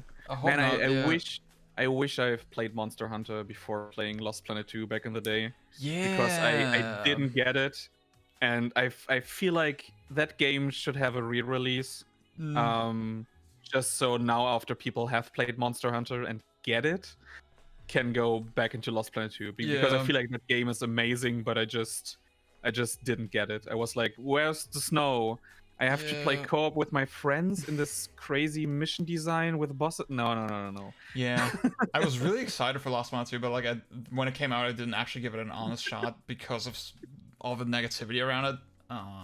Even though there's like some really cool shit out of the game, like there's this one boss like at the very start that can gobble you up, and then you're inside the boss. You're like taking out its insides basically, and I'm not sure how the game does it technically. I'm not sure if it's like loading a separate level or like if you're inside the model actually, but it feels really fucking cool. Fuck man. Yeah, I should play it. Yeah, I mean, sometimes it's also harder to talk about like certain games why they're so good, or where it feels on a mechanical level it's not so fantastic, but it just fits the game so well, like the first No More Heroes, for example. Yeah. Where it's like it's not super deep and you can just I didn't even know counters existed in the game before my latest replay, and that breaks like all of the normal fights against against the normal enemies. We're just like killing 10 people at once. Yeah, like for those who watched my tier list stream that I did recently for action games, I ended up putting No More Heroes 1 in A tier, right? Which seems insane because it's like so simple, right? But like I think what that kind of proves is you know, No More Heroes, it just accomplishes what it sets out to do, and like the overall experience is very coherent and very satisfying and very gratifying. And I guess that's really what's most important, right? Like there's a lot of individual sort of things an action game can aim for and look at to like focus on. But at the end of the day, every game has different goals, and yeah, that's why you want both a DMC4 and a Bayonetta, because they just scratch different itches. Yeah. Yeah, I think about like what also are games with you put higher on a tier list, but with combat where it's not so like I love Mad World, for example, and that game is by the, oh man, I forgot the fucking name. It's from the Bionic Commando. No, it's from the Bionic Commando Ghouls and Ghosts guy. Okay. I know, like Mad World was his last game, I think. He directed it. And it has this super arcadey beat 'em up system where it's a little bit hampered by the Wii controls, where like putting dodge on shake was like a really stupid idea. But it still feels good going around the arenas, learning where you can like do situational environmental stuff, pulling all of this shit together, where you're just like putting 10 poles into a guy's face and then throwing him into this crazy death machine, and it's still super responsive, and the like it has a similar appeal to No More Heroes, where like the bosses are not some crazy shit you can style on, and it's more reactive. It's more about how the bosses like attack patterns are designed and how you can interact with that.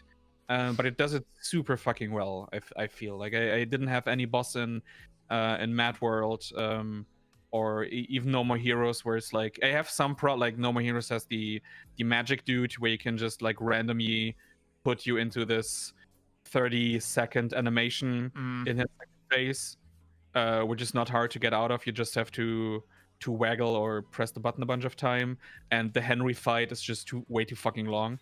But other, just it like every boss has a purpose and feels different in a unique way, which is also something I can appreciate, where it's not the mechanical depth to it, but just the experience of the boss itself is super unique. Yeah, totally. I had a funny experience with Mad World not that long ago, where I was like playing a bunch of random Wii games with my girlfriend, and like one of them was Mad World, and like I was playing it, and I was like, you know, one of the first things you do in that game is like you pick up a guy with like fucking these giant scissors, and then you lift the nunchuck and the Wii remote in the air, and then you like spread your arms out to fucking just rip the guy in half. And was doing that, and it was like laughing my ass off. I was like, oh my god, isn't this the fucking best thing ever? And then my girlfriend was like, the look on her face was just pure horror. She like looked at me like an insane person. Yeah, that's my take on God, Mad World. Yeah, Tokuro Fujiwara, that's the guy. So Absolute legend. Like looking at this, at all the games he has directed is insane. So yeah, apparently he did the new Ghosts and Goblins, or Ghouls and Ghosts. I always get confused with the name, but yeah, it's a weird naming scheme for. Yeah. He worked on the new one. I knew that he did the PSP one, which was also fantastic. I haven't played the new one. I just heard it's great. Yeah, like I got way more curious about it once I realized, oh shit, it's actually like a new game. I thought it was like a remake at first, but no, it's like a legit new game. Oh, that's really cool. Where it's supposed to be like the hardest one in the entire franchise, but it's super well done apparently. So I just don't know if it comes to different consoles. Like, yeah, I don't know. Like, that's something I don't want to play. Just like casually around the house or outside. It's more of a console game for me. Yeah, and the art style, it seems pretty hampered by the resolution, on the Switch. Where I feel like same with the Capcom Arcade Collection, where it's just like it's super cool to have fun there, but if it comes to the PS4 and I can play all of this stuff with my arcade stick, it's like I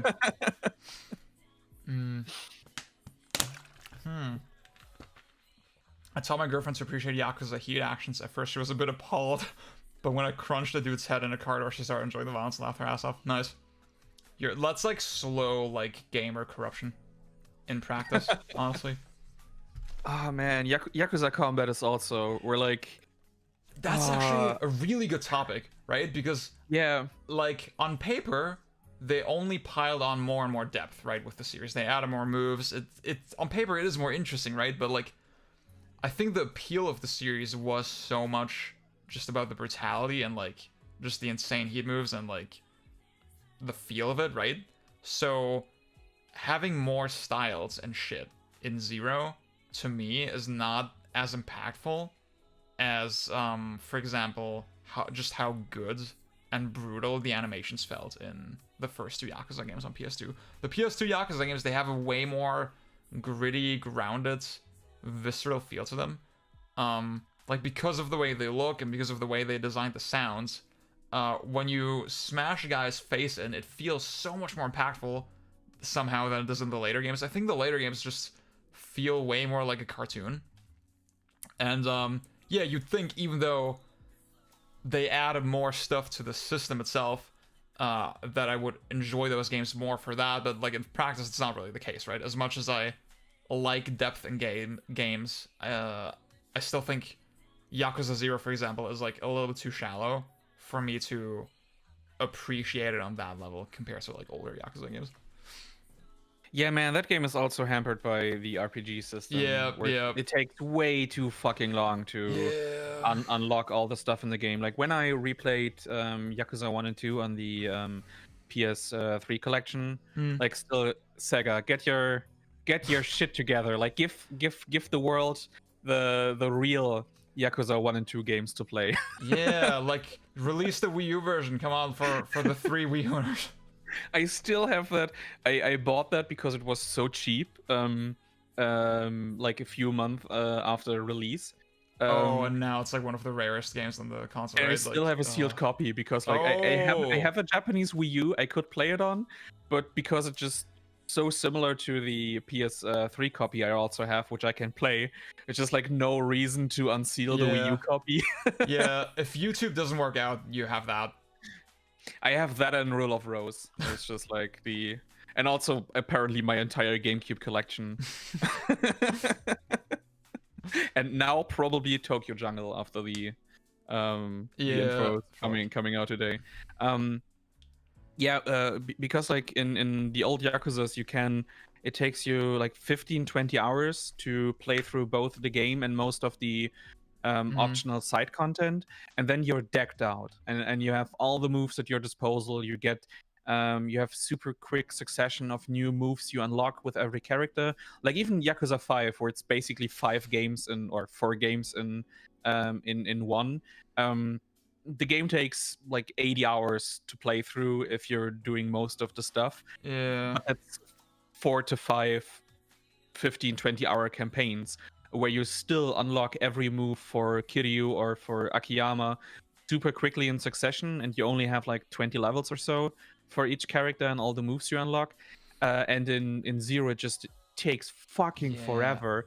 And also unlocking all the heat moves. Like in the older games, I constantly switched between the different heat moves I did. Playing through like 50 hours of Yakuza 0, like I did the same two heat moves with Kiryu all the fucking time. Like the one where he takes the guy from behind and just plants his face on the ground. Or the same throwing animation for 30 items. Where in the older games you had different stuff. The only thing, like, oh man, like I love the combat system, but the bosses are just so fucking cheap. It's like, it's just so, I mean, Yakuza bosses have never been like great, right? But like, it's really just so lame how you get like 2 hits in and then you need to dodge again, and like it just feels so arbitrary and like not, I don't know. Yeah, the optimal way is to play, like, to just counter every learn the counter moves, and then like you can even put on some bindings where you do extra damage for your counters, and then just learn just play Revengeance and then defeat the enemies that way. Gogeta, you were asking how is Yakuza Ishin. I have a copy, but I haven't played it. Bjorn, have you played it? Yakuza Ishin is super interesting because you have like style switching, but the same with like as in Yakuza 0, where you can't really connect between the 4 styles. Like you have 4 styles from the get-go, but still it's super unique to play a Yakuza game where you have like one style is you both have one gun and one sword in your hand, and the I forget what the like the main character is called in that game. The one who's obviously played by the same Kiryu model. Like he just goes absolutely bonkers. Like that game is crazy. It's a historical samurai piece, but at the same time it just goes over the top so fucking fast. When in comparison, Kenzan is pretty tame with the action combat. It's more focused just on blade combat, and it kind of reminds me of Bushido Blade, where you and the enemies both do an insane amount of damage because they thought, okay, you're using swords now, so every attack like kills you in 2 hits. But no, Ishin is a super interesting game, but just, like mechanically not, like it's not DMC4. If you the most optimal way to play the game is still to use counters for every situation. You can no damage the game just like with most of the Yakuza games, but it just depends on exploiting the counter mechanics. Yeah, I know there was like work being done for fan translation for Kenzan, but I'm not sure how that's going. I really want to play those games. Fuck. I mean, you have like from KHH subs, you have the Yeah. fully translated cutscenes and then a guide for the entire game. Honestly, I was like thinking, I was like coming up with this crazy plan. Okay, I'll have like the playlist on the YouTube app on my TV, and then I'll just always switch to the playlist for the subbed cutscenes whenever a cutscene comes on in the game, and then I'll just read the guide while I'm playing, and like maybe I'll do that. That's honestly the best way to go about it. Please start, because I just feel that once you complete both games, they get announced for a Western release. That's actually that's actually a good call. Fuck. I mean, they said like, yeah, if we're gonna do Kenzan, it's probably gonna be like a remake also, like Kiwami, and I don't know if I want that, but yeah, Antelope. That's like you can separate all Yakuza games in two halves before Tiger Drop and after Tiger Drop. Exactly. Oh man. Yeah, like I think Destiny Spider was asking earlier. Are you still gonna be able to download the games that you bought when the PlayStation Store goes down? I mean, it so. was just the reports that come out so far, so no real information.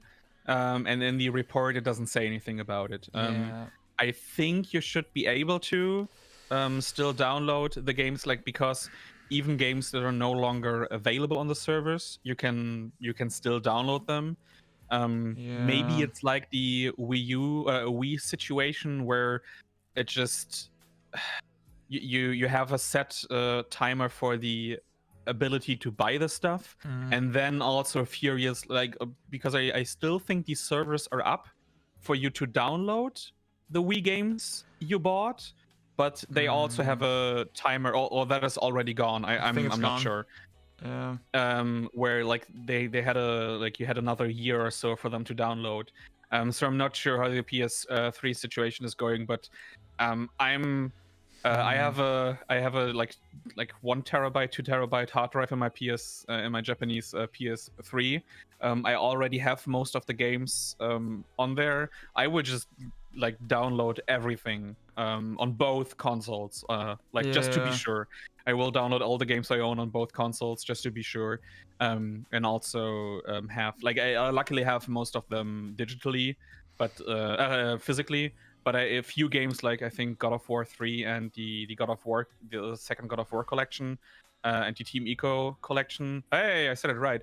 I still need the physical version, and so yeah, probably just to be sure, because you never know. Yeah. You never know. That's like you want to play the game in 50 years, and there still hasn't been a proper solution for the correct emulation, like hardware emulation for it or so, or people still haven't figured out some stuff.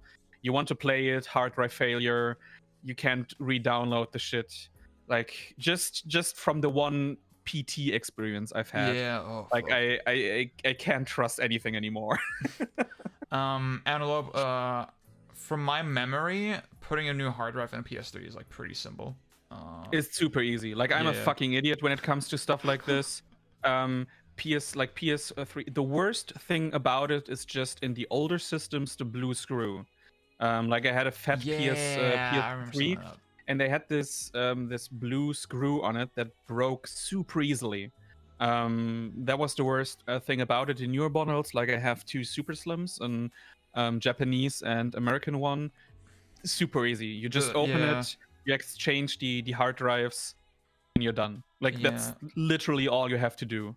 It's super fucking easy, because I think like the OS for the console is on there itself somewhere or so, but it's super fucking easy. Yeah, the Super Slim in general is really great. It's like it's definitely the PS3 I would recommend if you're looking to buy one, because it's a lot more just stable and fast than the older models, and just the mechanical parts of it feel a lot more robust, in my experience.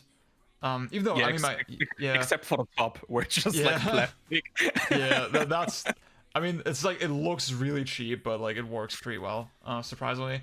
I mean, the one fat that I have it still works like miraculously, but like I was playing Persona 5 with my girlfriend on it the other day, and something about the loading is like fucked up on this on my fat PS3. It, like it's not just the regular load times that you have in like Persona, for example. Just regular actions take longer to load, just popping up menus and shit. So that's why I had to like just replace it. There's something else I want to say on that. Yeah, I guess like I remember with the PSP, you could click. I think you can still click on the PlayStation Store icon on your PSP if it's connected to the internet. And the store will load, but it's very outdated, right? It's showing like games like FIFA 2009, right, on the store page, on the main sort of ad page, and then even from that window, you can't actually access your download list anymore. So even PSP games that you have bought, you can't download them from a PSP, right? And I don't think there was, from what I remember, there wasn't like this like progression like there was with the Wii, right? Like I think they just took everything down kind of instantly. And honestly, yeah, sort of my gut is telling me, yeah, when the store is gone on the PS3, it's gonna be gone for good, right? Like you're probably not gonna be able to download games again. I hope that's not true, but like it's kind of what I'm expecting, honestly, just from the whole way the infrastructure kind of works. Yeah, it's. I mean, I think the reason was because the old infrastructure apparently was so terrible. Yeah. From how they designed it, that they just had to make a cutoff point for it, and couldn't somehow. But you still could like like put up everything onto the new servers if you really wanted to. They just don't care. Yeah. Or the wrong people don't care. Like there are probably a bunch of Sony employees who also hate all the decisions they're doing nowadays. Yeah. They just don't have the powers to do anything about it. Guys, you have to know, Jim Ryan is Bjorn's former boss, so he has a particular hate boner for him. Yeah, I worked, like I had a internship at Sony Computer Entertainment Europe for like half a year when Jim Ryan was the boss of the Europe branch.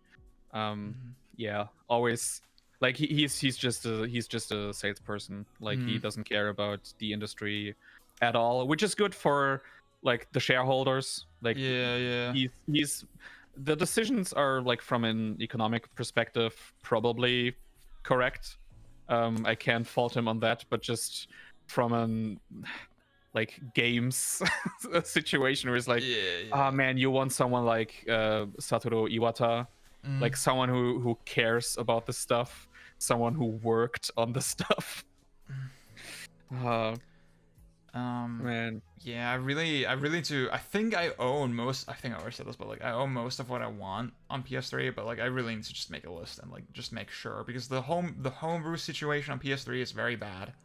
It's very difficult to actually find games, and like they're not really very comprehensively archived in the way that you see on the Wii, for example. So yeah, I would definitely not. I would encourage you to not. I would encourage everyone to not just wait for this to happen. I would actually take active steps to like.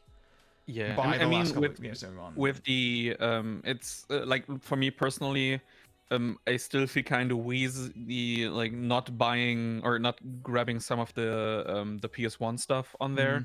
But I also know that I'm wanting to get an X station as soon as I can. Yeah. One is available that is already installed in a console, or I can let someone install it into a console. For the PS2, I already have a solution for it, so I'm not really personally interested in the classics. But I also know that it's super fucking hard to recommend stuff in the future. Like just like Tokyo Jungle. Like I always wanted to do a video on Tokyo Jungle, and if I do it like half a year from now, then I have to do some like copy the mapping I copy the just the Nick Robinson video about Driver San Francisco. Like there, I don't feel bad just copying the whole thumbnail from him. Fuck that guy. But it's just super sad. We're just like, yeah, the game is no longer available digitally. You can buy a physical copy of it from Japan or Asia. It just doesn't have English text or subtitles in it, so you're still kind of fucked. Yeah. And so fucking sad. Dennis, like that is a good question about the PS3 homebrew scene. I hope so, but like, I mean, PS3 homebrew became a lot easier like a couple of years ago, and it's still very like the information for it just isn't so available like it is with other platforms. I feel like my worry is that it's a little bit too late. You know, like I feel like the gears are just too in motion and like everything is just too settled into place. Um, yeah, and like Epson Eagle, like the thing about patches is super scary. If you're not gonna be able to access patches, that's gonna be insane. Like if you buy the physical version of the Zone of the Enders collection, Yeah. like 5 years from now, and you can't access the patch, you're fucked. Yep. Like Zone of the Enders 2 is fucking broken on the PS3 without the patch. Like that is a shit way to play that game. Fuck, man. Oh, it's terrible. Like we just need to advance technology like 20 years instantly, so we can use FPGA technology for 7th gen consoles. Yeah. Man, yeah, the FPGA development for the PS1 will be like is like more important now than ever. Like seeing like because like with a lot of the most expensive or most important PS1 games, you could say, okay, at least they are on the PSN Exactly. store. Like Suikoden for instance, like the first 2 games were super fucking expensive on PSN. Yeah. Tronborn Adventures is on PSN, $200 game or for something. All the Silent Hill is on there. All the Resident Evil games are on there. Final Fantasy's on there. People had still an easy way to access these games.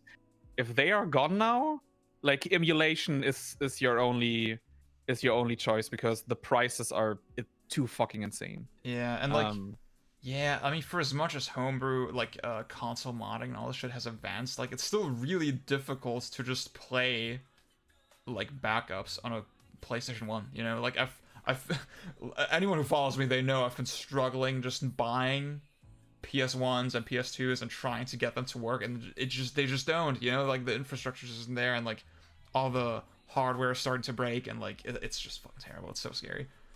Yeah, Dennis was saying earlier we need the Sinister Finster Mr. 3000 so you can play like Dragon Guard 3 on it. And like at the creatively intended 12 frames per second. That's definitely something society needs. Yeah, or just have like the mods more readily available. Like yeah, it's still so frustrating that like I would gladly pay the like what is it like 250 300 euros for an X station, which is just like for those who don't know is an optical drive emulator for the PS1. So you just put an SD card on there, and the games are playing the exact same way as if you would use an original disc from the console. So the part that's the most easy, or the first one to go in the consoles is the disk drive. So eliminating that makes all of these consoles a lot longer, or be able to last much longer with all the games.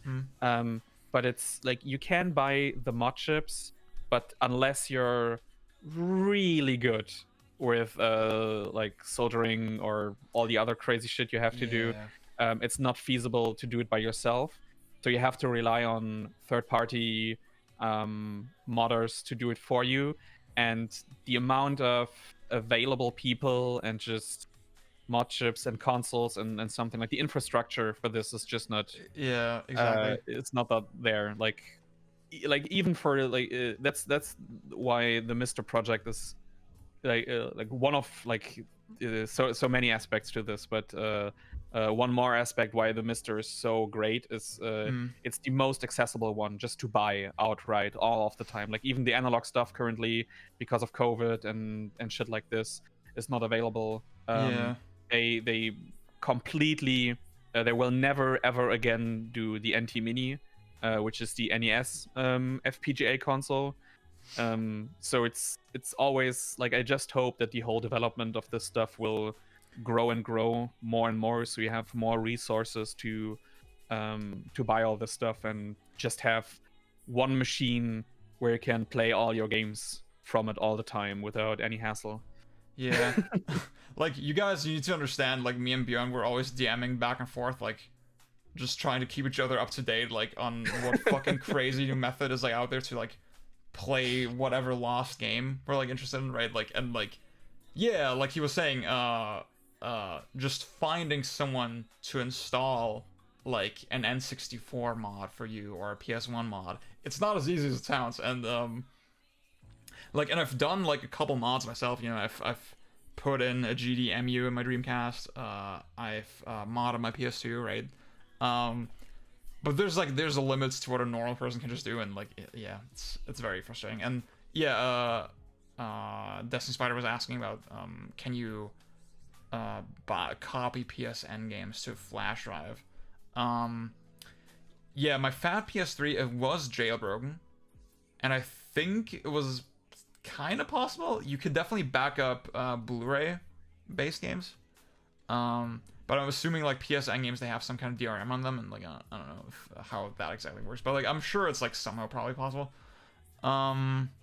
If only every console would work like the modded Xbox. Yeah. Where you're just like putting in your disc and then just copying the whole disc to your hard drive, and then you can play it from there.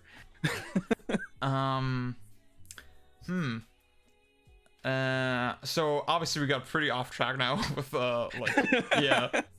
I mean, the chat was like super into like the whole Sony thing like the whole time we were talking. So like clearly it's like a sore spot right now. That's important to talk about.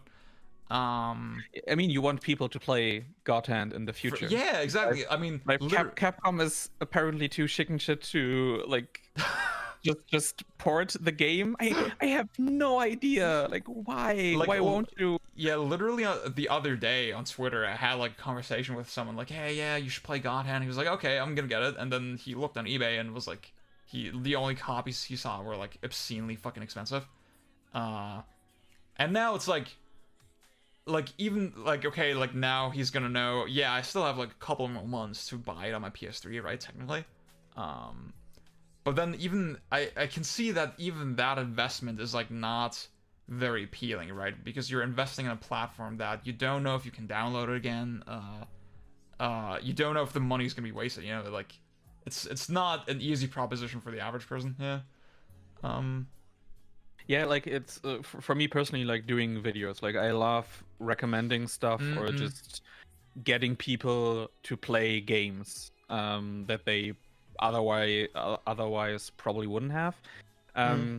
Like with God Hand, I could just say, okay, get the PS2 version. I mean, the PAL version is at least like not super expensive right now, I think. Yeah. But yeah, here's the PS. Like if you have a PS3, like you can get a PS3 like relatively cheap still.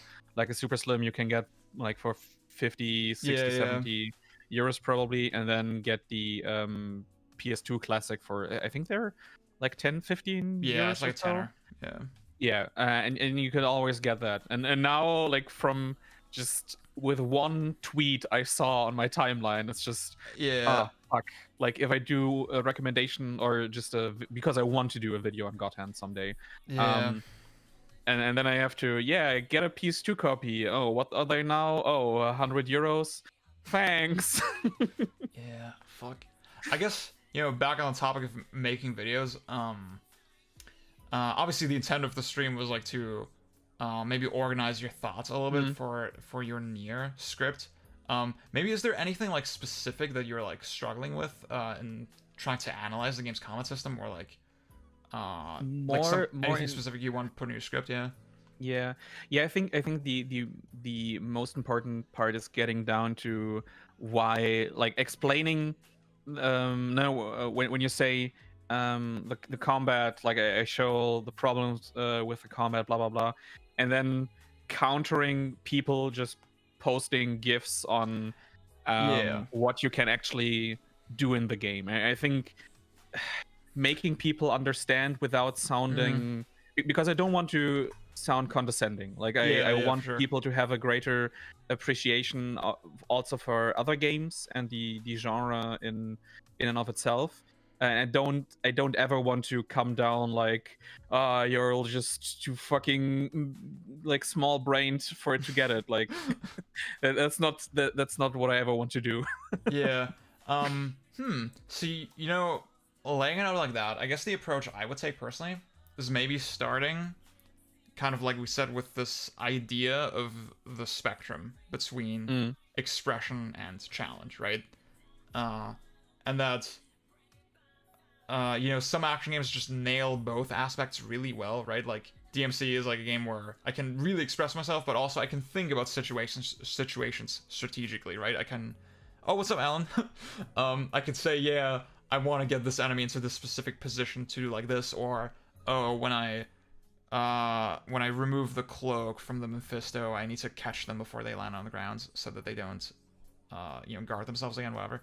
Like I think, yeah, laying out, okay, there's like these different ways that an action game can appeal to you, and like Automata's mechanics, they're definitely made to be like kind of intrinsically satisfying. And you can chain them together in very free ways, and that's something that's very admirable about the game, right? And that's something that's praiseworthy and blah. You can see the appeal of it. But then, yeah, like we said with the counter, for example, you could or even the pot shot, you know, that it's very mindless the way you can just hold the button. You could specifically go into that and say, yeah, it's like it makes the game more creative, but at the same time it makes it less interesting just as a fighting game, you know? Yeah, I mean a good way probably to show it. I'm not sure if I can get the exact footage right.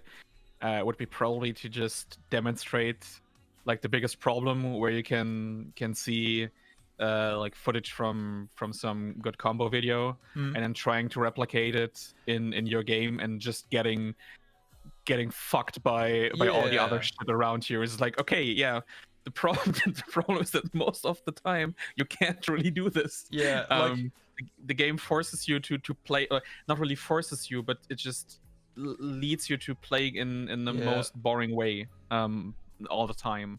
Except for like maybe some one-on-one fights or so. Yeah, it's worth. But even the bosses are like super boring in the game. It's worth pointing out the fact that you look at a combo video, it's like, okay, but obviously this combo video is in the debug mode where the enemies don't move and it's like just an empty arena. You know? Just I think pointing that out like kind of illustrates the fact that it's not actually practical. Yeah, but I think like it really like just also what types of like you can. What type of what things you can look at in an action game, where say like that's what I started with. Okay, you have the positional stuff where I can show games like Beautiful Joe or God Hand, or the more expressive mechanics where I can show like Bayonetta or DMC, and then once you have the or even Wonderful 101, like once you have the enemy in the air.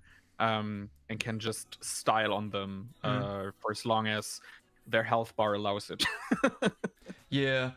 And I then guess... also King like the comparisons between like I think Kingdom Hearts 2 and Nier Automata are also like really valuable when you talk about how the RPG mechanics and systems really fuck you over in this, or not fuck you over, but like ruins the game like more than it should be. Yeah. Yeah, I guess like a thing to point out with Automata is that like the types of expression that it offers just yeah, like I mean in DMC, right, like you can jump cancel and you can like end certain moves early, and like I mean you just saw in the footage, right, I was like I used maximum butt in like a location where I knew I would hit a lot of enemies, right? And that's a form of expression, but it's also, it makes strategic sense, right? In Nier Automata, a lot of the types of expression that you have are really cool visually, but like for example, you can like create these slow-mo bubbles on the ground, and then I see combos of people So very specifically knocking enemies into like different traps that they lay on the ground. And that's really cool, right? But like even if the game allowed you to do this at any time, it wouldn't really be so strategically useful. And I guess that's really the problem, right? That it doesn't find a healthy balance between mechanics that are like the mechanics are creative, but not in a way that actually benefits you very much. Yeah, I don't really feel like there is a purposeful way to play the game a lot of the time. Yeah. Where it's just okay. The best way to play is just try to put on as much damage as you can while dodging attacks that come in, and maybe use the counter dodges for like maybe get an easy launcher in, or just the damage output from your pots.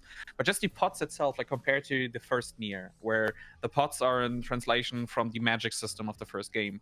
In the first game, you could have 4 magics active at all times on your buttons. Like you can, instead of having a dodge or a defend option, you could just have a different magic ability there, and you can mix and match, or like depending on the situation, you can use a different magic system. I'm really interested in the remake because it finally lets you move while charging the attacks. And in the Automata, you can change between 2 different pots.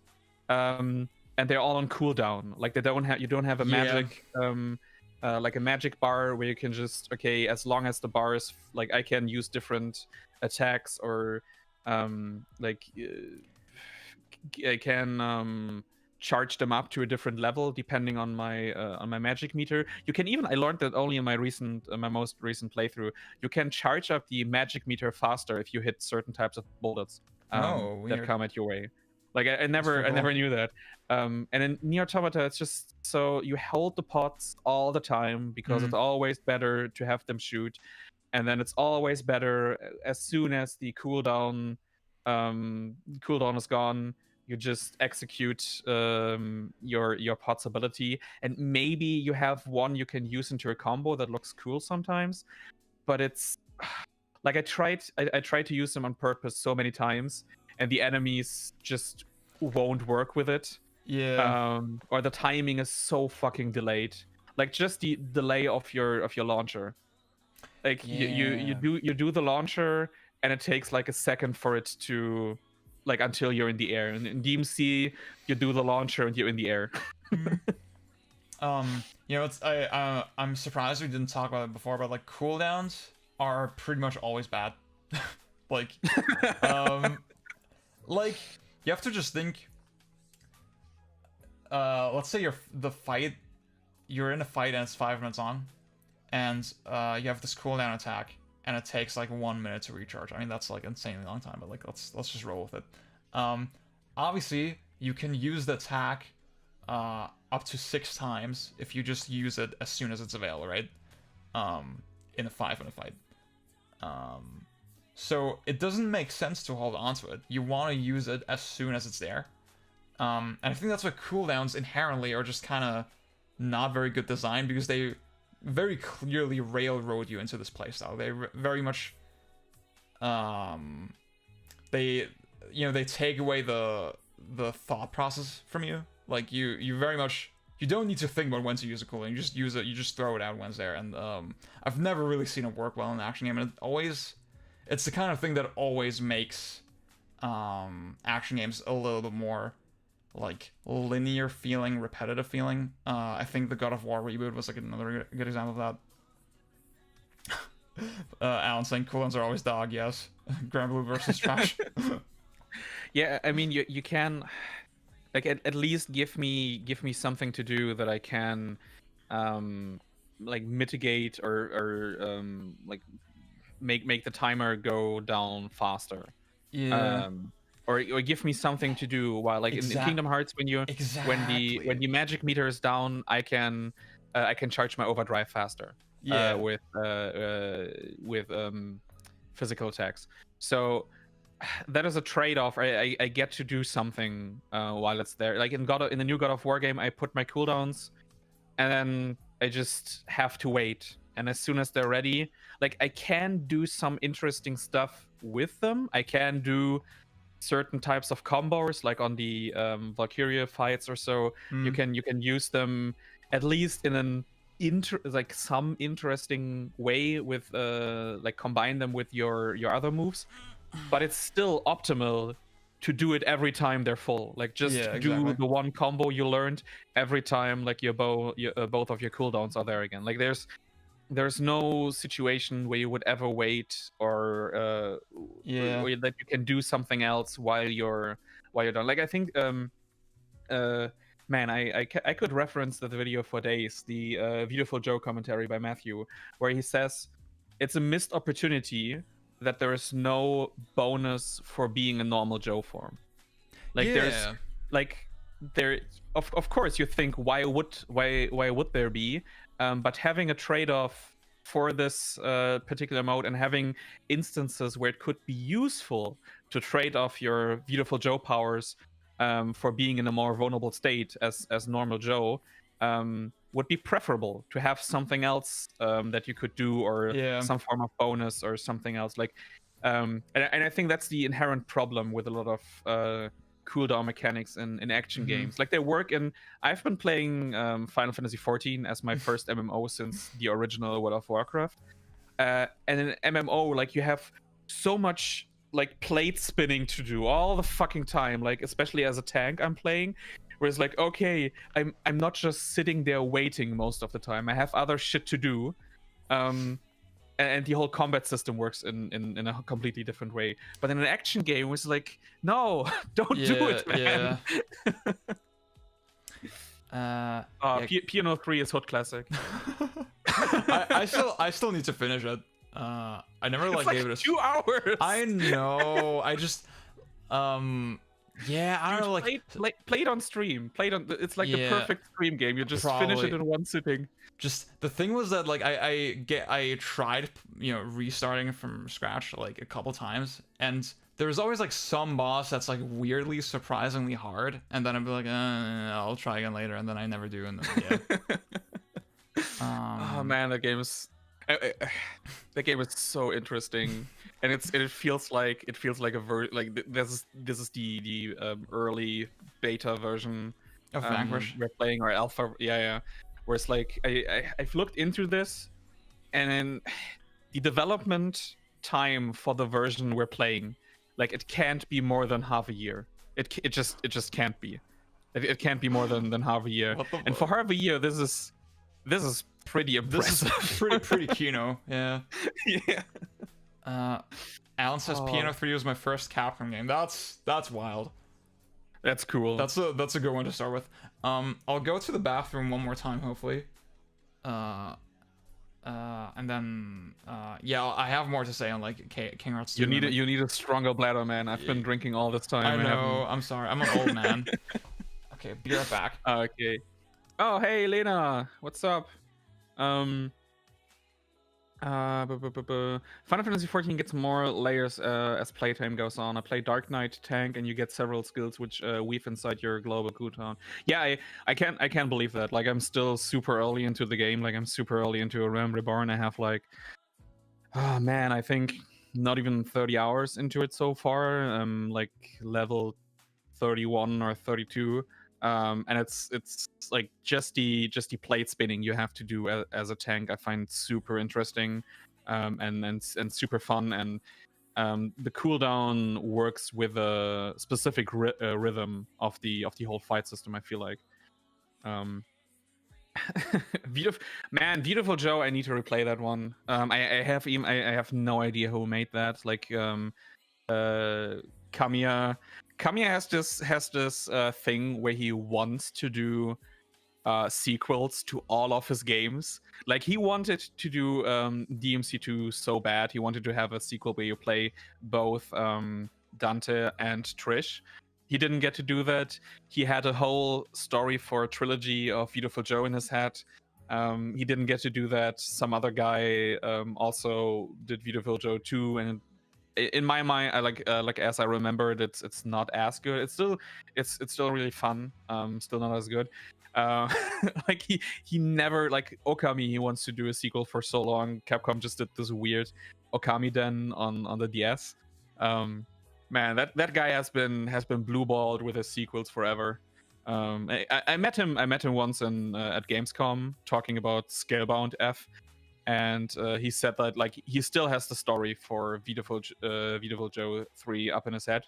Like he would do all of these games in an instant. Yeah. Beautiful Joe Double Trouble is sort of neat. That is the DS game, right? I think I played that one like for 20 minutes or so. I need to go back on that one. I also played the Red what is it? Red Royal Rumble, like the fighting game. Like, man, it was weird. Like Capcom tried to do a franchise out of everything they did back then. Like they would never in a million years do spin-off games like they did on the during the 6th and like the 5th and 6th gen. Like they had a Onimusha tactics game on the GBA. They had a Smash Brothers clone on the PS2, and also several spin-offs for Beautiful Joe. That's crazy. Yeah, Red Hot Rumble. That's the game. I know it wasn't good, but I still want to play that. I still want to play that one like same with the Onimusha. What was it? Blade Warrior, the Smash clone. I know it's not good, but I want to play it so bad.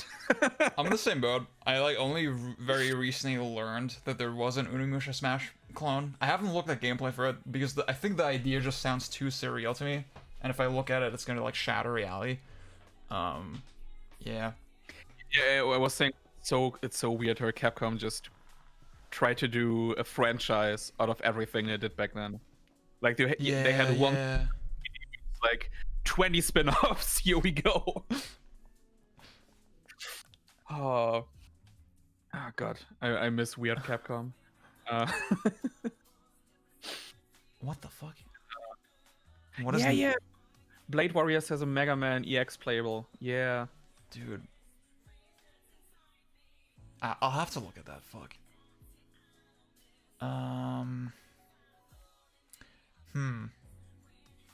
Dude, why is Nightbot just going ham on Alan's chat messages? I don't know. Stop spamming caps. I'm not sure. Maybe that's it. Yeah. Alan was too hype. I'll tweak that. You gotta learn German by watching Beyond Stream. Honestly, guys, please do. I'm hoping all my English-speaking viewers, you know, I know it's hard. German is a difficult language, but like you can do it. I believe in you. Just give him a watch. It's good shit. It's good shit. Probably the best video on like on Evil Within versus Evil Within 2 that you'll find on the whole website. Sadly, is in German. Yeah. Yeah. Yeah, man. But whenever I see the discussion about the two games, I want to link my videos so bad. I have to do English subtitles for them someday, for both videos. That'd be super cool. Yeah. See, I had Ryan on Twitter. I think he was playing through the first Evil Within, or he's been playing through it recently, and like for him it was so hard to understand why, how the first one is like supposed to be better, and like as someone who hasn't played the first one like recently, right? I just know I really preferred it. Even for me, it was like very difficult to like explain in like a digestible way, and yeah, it just really shows you how important like making like this kind of information accessible is. It's super hard to do on Twitter. Like, it's super hard to do on Twitter. Yeah. I think a lot about the Dark Souls 2 video by Matthew, where, you know, it kind of railroaded the discourse, of course, and I can see how that's bad, but like clearly it made people think more consciously about certain aspects, and like, I think there were a lot of people who didn't like Dark Souls 2, but they didn't really understand why before that video. Yeah, it's just really crazy to think just how much I wish more people would do that with his commentary videos. Yeah.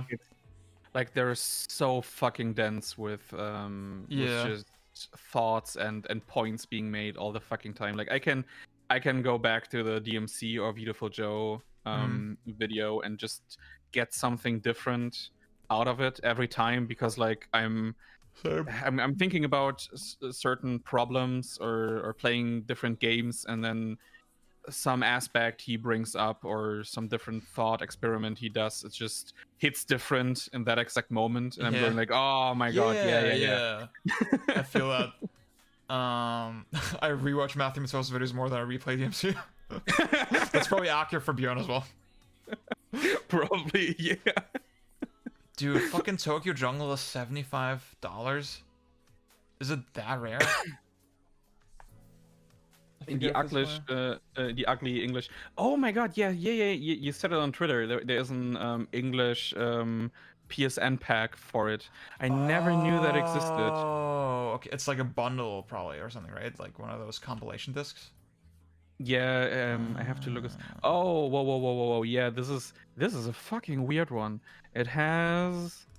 Oh my god, let me. Man, this is so fucking ugly. The box. It has. Fat Princess, Sound Shapes, and some other game I don't recognize, and the resolution is too low for it to best be of readable. PlayStation Network. That's crazy. Fuck. That is really bad.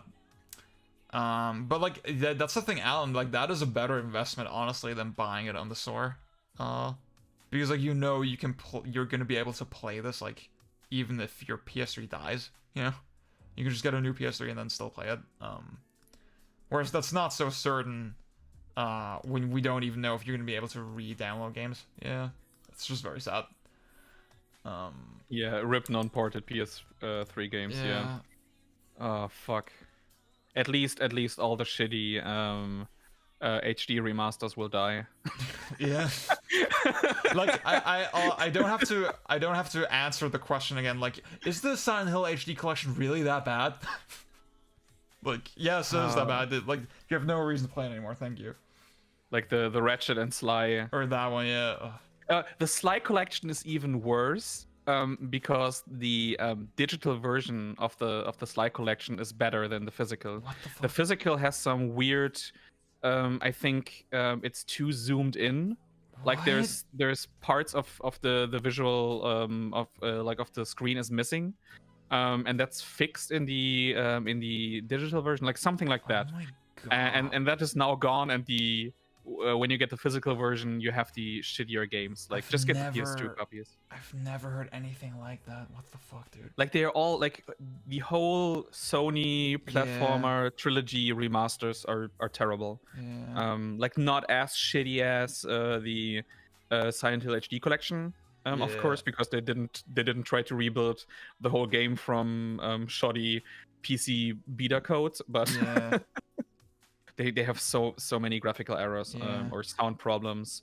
Man, just. I know the Jack and Daxter collection is like unplayable for speedrunners because when you punch, you like randomly punch in like a different direction that you actually put in sometimes. It's just weird fucking glitches like that. Yeah. Yeah, man. Combat in Ratchet and Clank. That's Sony's Vanquish. Yeah, oh boy, it's so. Like if you put like games like how do you even then go over to games like Vanquish, where you have like it's a third-person shooter, but it also has a lot of like mechanical ideas that are present in other like games. Oh boy, and I mean there you have the whole problem with games having hit scan or not, and being built like sufficiently being built around that. Oh boy. I guess like Vanquish is like it's interesting because like when people talk about like oh fucking crazy action games, these are the ones you have to play. Vanquish also always comes up, even though it's a shooter, you know, even though it's like a literally a different genre. And I guess it speaks a lot to the fact that like you know, both action games, they just have this like certain like visual flair and like this feel to them, right? But also, you know, I guess it goes back to like what Gaming Grid was, like the point Gaming Grid was trying to make, that maybe looking at genres isn't so helpful when a lot of different seeming games have similar mechanical goals, and it's more important to figure out what the mechanical goals are, and to see that, oh yeah, maybe certain games, even though they look so different, they actually are trying to scratch a similar itch, and that's why they can actually learn from each other. Yeah. Yeah, I feel like Vanquish is a game that really benefits from just trying to go a little bit deeper. Like, because like the game isn't like super deep, like even the scoring system is super bare bones. Throwaway, and yeah, the only real ranking system it has is trying to get the time bonus. Like, I feel like 99% of players don't even know that Vanquish has a time bonus for the missions. So that is also in the future press guide, is the only thing they can really do. Where it's like, this is how to get every time bonus on the highest difficulty. But just like the boost canceling, just knowing the different like physical attacks you can do with the weapons. Yeah. Like, man, just boosting to an enemy, kicking them in the back, and then doing the backflip. Yeah, or like even just the way, like the fact that mechanics in Vanquish, they interact in ways that make so much sense. Like, you can, the kick, for example, right? Obviously you can kick enemies and then launch yourself into the air and use that as like a vantage point. But then you realize, oh shit, I can also kick into cover and then launch myself up that way, and it doesn't use energy. And it's like this thing, it makes so much intuitive sense, right? But the game doesn't flat out say it, and just realizing you can do it is very satisfying. And I think, yeah, that's just another great thing for action games to do, just making you feel like you can figure out solutions. And like, even just like, I mean, God Hand, I think, great example, because walls and God Hand can be such a powerful combo tool. And once you realize how enemies interact with the walls, it completely changes the way you look at every level. And yeah, I guess for me, like, one of the biggest things with this is just for like, they make you feel like you can keep finding new ways to be intentional about what you do. It's just, I feel like, for as interactive as games are inherently, right? Like, I feel like it's something that not enough games do, and it's why action games are like one of my favorite things, because they feel so active, you know? Yeah. What is your stance on, because I know like the like that's one of the things I find like fascinating about Matthew, is his like stance on not looking up anything about the game. Because I think like for the first playthrough, it's valuable to just go in and try to experience the game like you would any other. But after my first playthrough, I'm not really that keen on personally discovering stuff. Because like it's nice if I do so on my first playthrough, but it just takes so long, and just me discovering something is not as fun as actually doing it and getting good at it. So I'm doing my first playthrough, and then I'm just immediately looking at all the fucking information I can get my hands on, and trying to figure out what are the like the values of the systems, how what you can do with everything, how you can interact, and then like thinking about it deeper for myself, I find that rewarding. Like, just noticing why certain decisions have been made, like coming up with that for myself is super satisfying. But just like I look at it like academically, like, why would I try to learn math from the start when I can just look at academic research on it, like with every other topic? But I think like Matthew is like super, like, even in his Video for Joe video, where it's like, I don't know why this is here, and it's like, yeah, if I can find it out, I will just never know. It's like, dude, just ask. Like, it's interesting. I remember you talking about this, and I'm kind of two minds because, like, see, Matthew is a great example because, like, you have to consider the fact he still did a video titled "How to Enjoy Bayonetta," right? So clearly he's aware that the game just is way more fun to play if you know about certain things, you know? It's just factually true that like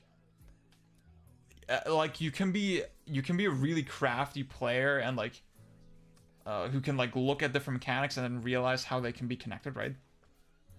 And you might still never figure out how exactly dodge offset works, right?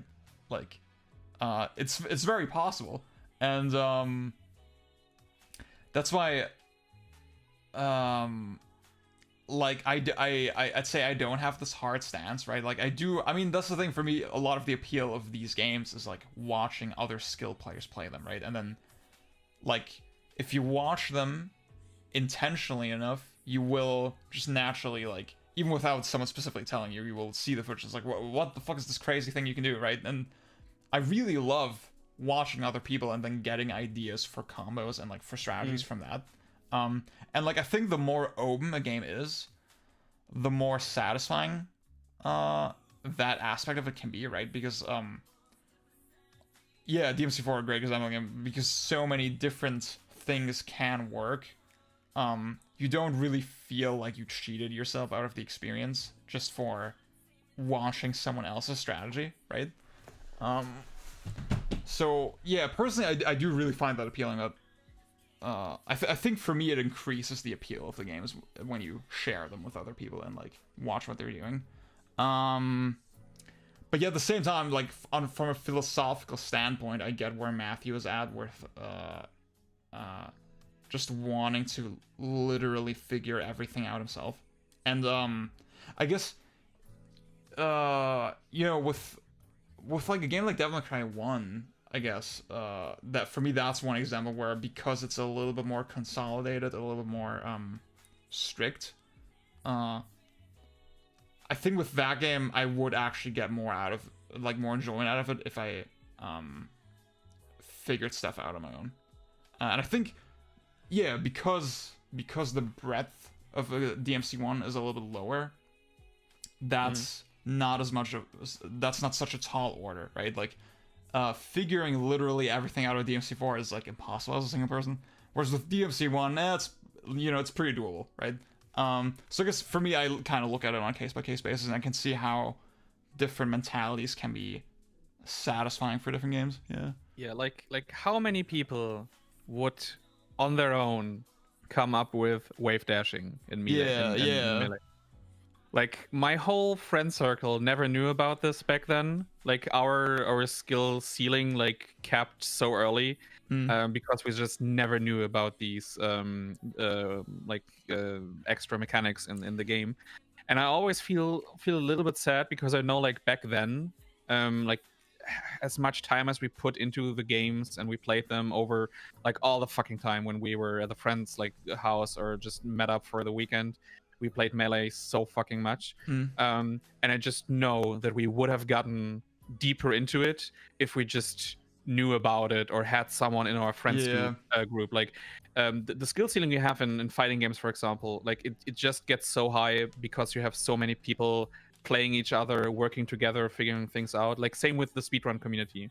Like as soon as like the amount of people who are actually interested in the in speedrunning a game increases, you get so much more insane strategies out of it. Yeah, like and it's... Oh, sorry. Yeah, it's just like it's just so weird when looking at Matthew, where even he talked about like he doesn't watch anyone else's content. Like he doesn't read anything or just... And it's insane that you can get to the level he is on just by yourself. But on the other hand, I feel like maybe he would be even better. The thing is, it's so funny because like on one Alien Soldier stream, he was literally talking about this exact thing. He was like, yeah, maybe I would have gotten better faster at YouTube analysis had I just watched other people. He literally said that, and then he was like, yeah, but maybe I would have also plateaued faster.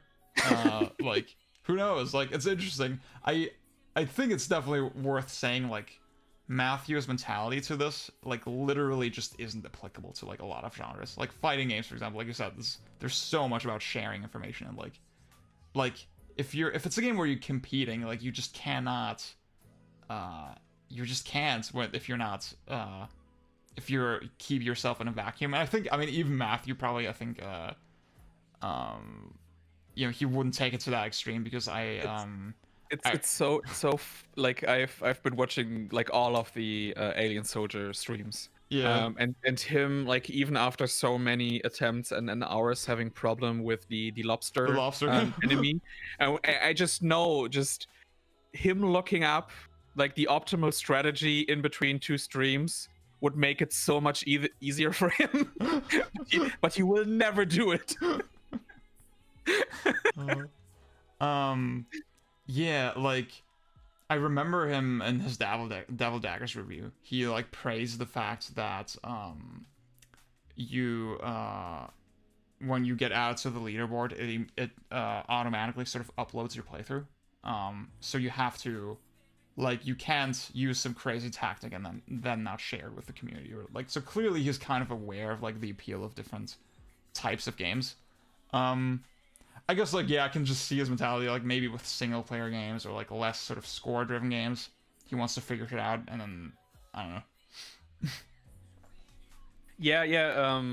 Gogeta, what you're saying, score runners in Japan still hide their tech for shmups. There is an infamous glitch in Dodonpachi that only a certain clique of Japanese players know about.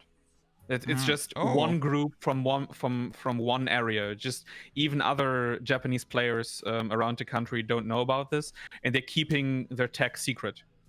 And so far, nobody else has figured out how to do it. There's no like recording footage, anything about this stuff. And it's really frustrating to especially the American or the Western community, because they're clearly being handicapped by not knowing how to do this one thing that just opens up the game so much more in regards to scoring. That's fucking crazy. Wait, so they know, how do they know this technique exists?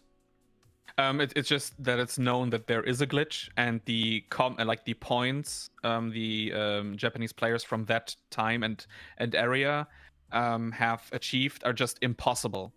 Otherwise, like, just maxing out everything else, it's literally impossible, and it's known that there is a glitch, but people just don't know. Like, it's crazy that you have these apparently it was like in the 90s especially, it was super crazy that you had in certain cities and areas, you had these groups of players for different arcade games that just figured stuff out and just never shared it, because, like, yeah, okay, you only know about this, or we will only teach you if you are in our specific group. Yeah, I mean, that's, like, super, from an urban legends perspective, it's super fucking fascinating. But yeah, I agree with what Antelope was saying. It's kind of lame, because, like, you have to think that like, the game would just evolve so much more if they just shared it, you know? Like, it will make the game overall so much more interesting. But, like, no, yeah. Yeah, Gogeta, I watch Electric Underground. Great channel. I can I highly recommend Mark's channel. Yeah, Alan, I've heard that phrase a lot. Fuck. I want to. Oh yeah, so Volode, thank you for the nice comment on the overlay. Yeah, I put, like, an unreasonable amount of effort into the overlay, honestly. But I'm happy with how it came out. Yeah. And, like, I have the cool, like. Man, we've been talking for 3 hours. You know what we haven't even touched? What? Souls combat. Oh fuck.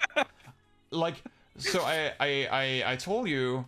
I think when you asked about it in your stream, that, like, I was, like, thinking about, like, sort of topics to talk about and, like, structure and whatever. I was, like, thinking about Souls, right? Like that. You know, I've had this whole thing, like, okay, different games kind of shoot for a different experience, right? And I think Souls combat being like a little bit simplistic, for me in Demon Souls and Dark Souls, it wasn't really a problem because like those games had so much other shit to offer,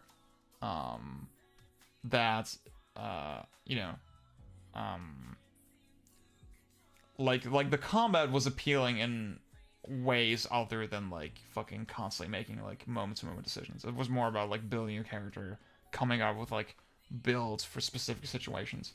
I think, yeah, as the series kind of removed those aspects more and more, you were kind of only left with rolling and attacking. And I think you kind of see that in the Souls community as well, that like more and more there's like a little bit of dissatisfaction with like well, I don't know. I know some people are really crazy into Dark Souls 3, for example, and like there's some kind of interesting stuff you can do in that game. Do you feel like Bloodborne is the cover shooter of action games? How do you mean? In the sense that that you mainly have like the two options where like go into cover or not, and then shoot. You also have positioning, but that's mostly also in Bloodborne. It's mostly about, can you dodge this attack? Yeah. Yes or no. Like the conversation about Bloodborne is like interesting because like I think the game is doing a lot of things on the surface that make it seem more interesting, right? Like one thing that often comes up is, oh yeah, they remove shields, right? So it makes the game more aggressive, or like, oh, you can't hide behind your shield, right? Like it makes the game a little more dangerous feeling. On the surface, that's kind of true, but like when you realize, of course, the enemies are like generally not nearly as punishing, right, as they are in other Souls games, to compensate for the lack of shields, but also because the shield is gone, you don't need to account for the shield anymore with stamina management, right? In the Souls games, you always had to take into account, oh shit, if I hold up my shield, my stamina regeneration is going to slow down, and even just blocking itself is going to cost a lot of stamina, and like it's going to induce this heavy hit stun. And now the whole game is just designed in such a way where you can just dodge roll everything, and I think it's the one, like, I think the shield and the way it interacted with the stamina was the one thing that made Souls kind of a little bit deliberate, right? You had to intentionally think about, okay, when do I hold on my shield, and when do I roll instead? And I think that's just really gone in Bloodborne, and I think for me it's like a step back. I could talk about in the Nier Automata videos about like both like offensive and defensive options you have in games. I think there's like, what is the name of the enemy designer who worked on Dawn. like he worked on Bayonetta, God Hand, Resident Evil 4, where it's like he hates blocking.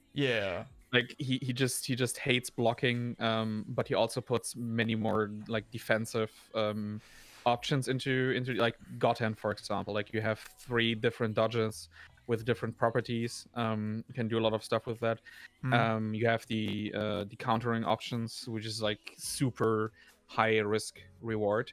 And I feel like in Bloodborne, when like, I haven't really thought about this, when it's just like, the game forces you into more of an action combat flow, where it's just like, okay, you have to get in, you have to dodge, and that is something I love. Like I love more than just blocking. I also feel like the heavy reliance on blocking is not something I personally enjoy. But the problem is that the game doesn't give you other defensive options in return. Like you still have you have the counter you can do, and they put in the gun to have more like a cooler option for countering, but I find it less not enjoyable, but just weirder. Like it doesn't feel like a counter you could use. Like with a counter in Dark Souls, it makes sense, where it just, okay, I do this movement, and if I block the attack at the right moment, then the enemy is open for a counterattack. Mm. In Bloodborne, where it's like, okay, sometimes a few moves on certain frames, if you shoot the enemy, you can counter them and enter, like, they just fall down into a different stance. I find that really really weird. And also the offensive options you get from the, like you always say, the weapon transformation. I love that shit. I find this super Yeah. cool, but I agree that it doesn't really open up to more interesting options. You're still most of the time just thinking about dodging an attack, and when you have an opening, doing the maximum amount of damage. You're not Yeah. thinking about any properties or how you position yourself, or with your attacks, or just thinking about into the future what that will lead to. You're just, okay, dodging, high damage, dodging, high damage. So I think the only real instances of some of the weapon switching or transformation is in some of the group fights, where you have more enemies around you, but I think that's it for the most part. Yeah, I like still love Bloodborne, but yeah, like a lot of the so all your weapons have like a lot of different attacks. But like the hitboxes aren't like so different that it's really impacts the experience very meaningfully, right? Like as you said, like you can do the charge R2 fucking spinny move with the axe to take out groups, but like that's, and like you have the cane, for example, that's like a little bit wider, but like it's really limited.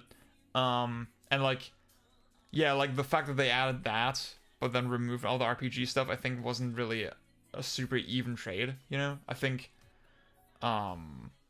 like in a Dark Souls fight, deciding, okay, do I do heavy armor or lighter armor, or do I buff the weapon this way or that way, that was a little bit more interesting than having all these trick weapon attacks. I didn't have the issue with like parrying so much. I guess I find it kind of interesting that you can like parry guys from far away, for example.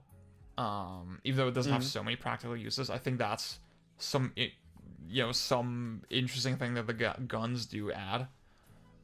Yeah, I think Yes was saying it earlier in chat that like in PvP it's like it opens up some cool stuff. But like, I mean, Souls PvP is like something I never really took that seriously either, so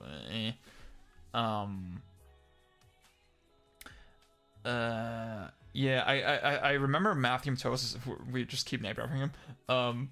He also sort of mentioned the fact that yeah, they tied parrying to a resource, which is kind of neat, but like that also, when you actually play it, it's not actually that consequential. You have a lot of fucking bullets, and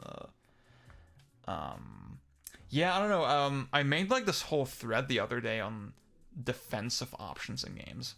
And I think for me, like my general rule of thumb is you kind of like we said with Automata, you don't want there to be like this immediate reward, right? Immediately when you defend. I think that it just makes the combat a little bit too railroady. I think witch time is fine, right? Like, because you still kind of have to figure out what to do with the witch time. But once it gets into like MGR parrying, I think that's it just takes too much control away from you. And I think having like oh yeah, see, the reason I did that thread on Twitter the other day, right?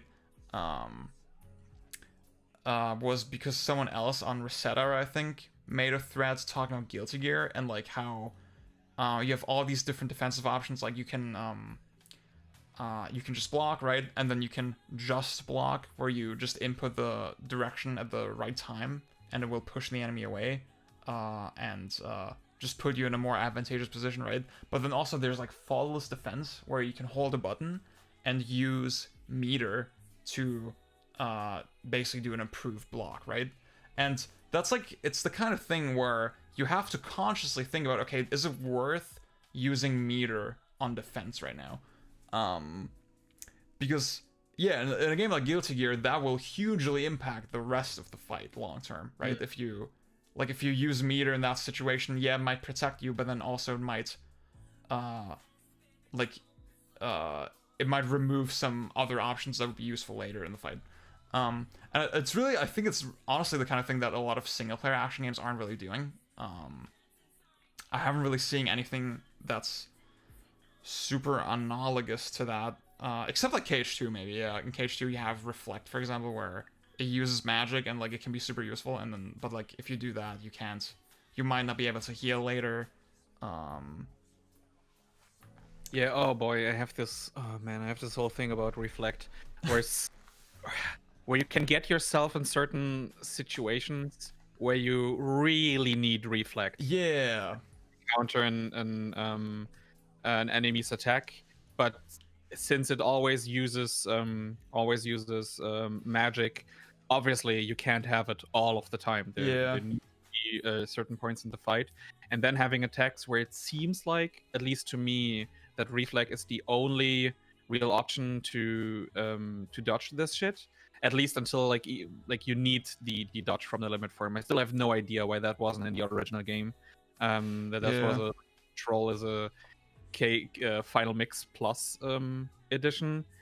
I mean, it's super weird. Like maybe because they made Reflect and also an offensive action. Like you don't want to spam this and just kill every enemy, so it has to use magic. Man, it's like, and that isn't super interesting property. Like there are certain fights where Reflect can really fuck up the enemy. So yeah, my problem isn't so much. Oh, sorry. My problem isn't so much with how Reflect works. Generally, it's more that like KH2 has this weird thing where you can't interrupt your combos by dodging at all. It takes a long time before you can dodge out of combo. So, like coupled with revenge values, right, where enemies sometimes will attack you immediately while you are comboing them. In those situations, Reflect really does become your only option to defend because you can't dodge out of combos. I think in most situations, KH2's system works really well. I just did the Demix fight. Yeah. And like you either just learn or how much damage you can do until he goes into forced revenge and just instantly damages you, or you just learn to live with it. Yeah. Yeah, honestly, those are your two options. For as much as like speedrunners always tout revenge values as like this fucking great mechanic, like I mean it's the one thing that I also kind of criticize in my video. I think it's just not very intuitive. But yeah, I mean, I think it doesn't take too much away from the game. I guess, yeah. So back to what I was saying about like defensive options in games, like I guess like the Guilty Gear example is really good because like it's designed in a way where I think a good opposite example might be Wonderful 101. Like as much as I love that game, it's very clear. It's very almost railroady in that way where almost every enemy attack has like an optimal defensive response. And like there's a little bit of depth, right? Like some things use energy and some things don't, and some things are like a little bit easier to time, but generally like Unite Guts and Unite Spring, it's like pretty there's a pretty clear one you should be using for every situation, right? I think then if you draw the comparison to Guilty Gear, it's like, yeah, it's not they designed the defensive options for specific attacks. It's not it's more like, yeah, they gave every defensive option its own kind of properties. I think that's a really good way to handle it, and that's what I like about Bayonetta as well, right? Even though Bayonetta has not many ways to defend it, mostly just has the dodge and the parry. Those two things interact with the enemies in the scoring system in like really obvious, consistent ways. And I think that makes it really interesting moment to moment. I just wish more games would take a chance, like Gotham, like Mikami said in the recent the fantastic interview, where like Gotham was the one game he just made, like not for himself, but he had his target group was one programmer on a team, and he only was like, okay, do you like this? You're my target group. I don't care about like pleasing mainstream, blah blah blah. this is just the one game where I don't care about everyone, but just want to make the game I want to make. And you really see it just in the way how the dodging works, where you're just like, okay, we put this action game into tank controls, and the whole right stick is only used for dodging, and it's so interesting what the game does with it. And it just like even with Wonderful 101, like I think I made this point in my like Star Fox Zero review, where it's like I hate the fact that controls were so standardized, like over the past generation, where like Wonderful 101 and God Hand are games that can only exist because they do something entirely different with the control schemes. Yeah. I think God Hand is a really great example as well, because the dodge actually, obviously you use it to defend, right? But you can use it once you understand how it works. You realize, oh shit, I can do way more stuff with this, right? I can use the up dodge to cancel attacks. I can use the side dodge to reposition myself. Like when Gene is close to an enemy and then you side dodge, he will actually lock himself onto the enemy a little bit. And just that feels so natural and so smooth, and it's just a way to handle lock on and controls and all this stuff differently from other action games. It really works. I find that super cool. Yeah, where like when you start God Hand, it feels so weird and rigid, but it actually gives you so much more like deliberate movement options, where just doing these quick side dodges around the enemy to position yourself perfectly so you can smash them into a group of enemies just behind them. Like that is something you can't really do in other like 3D action games, where it's just like so pinpoint accurate, smashing enemies together. Like you normally need a 2D plane for this, like in exactly, Beautiful Joe. Like God Hands does it really well, because like the tank controls basically means that the camera is always kind of fixed, and you never have to fuck around with the right stick for just camera movement. It's just what's like an action game? What was a huge pain? I don't remember. Was it DMC5? I remember just the more I played DMC5, the more frustrated I got with the camera, that it would kind of wildly swing around and not really respond in consistent ways, and that the lock on, I wasn't really locking onto the enemies I wanted to a lot when I played the legendary Dark Knight mode. I'm sorry, I'm just laughing at Dennis. The what's up dodge, I saw it earlier. What's up dodge? Yeah, Gogeta, it was an ironic question. Oh, what's up, Yulia? DMC4 isn't the only thing that looks beautiful. In German, we would say Schleimer.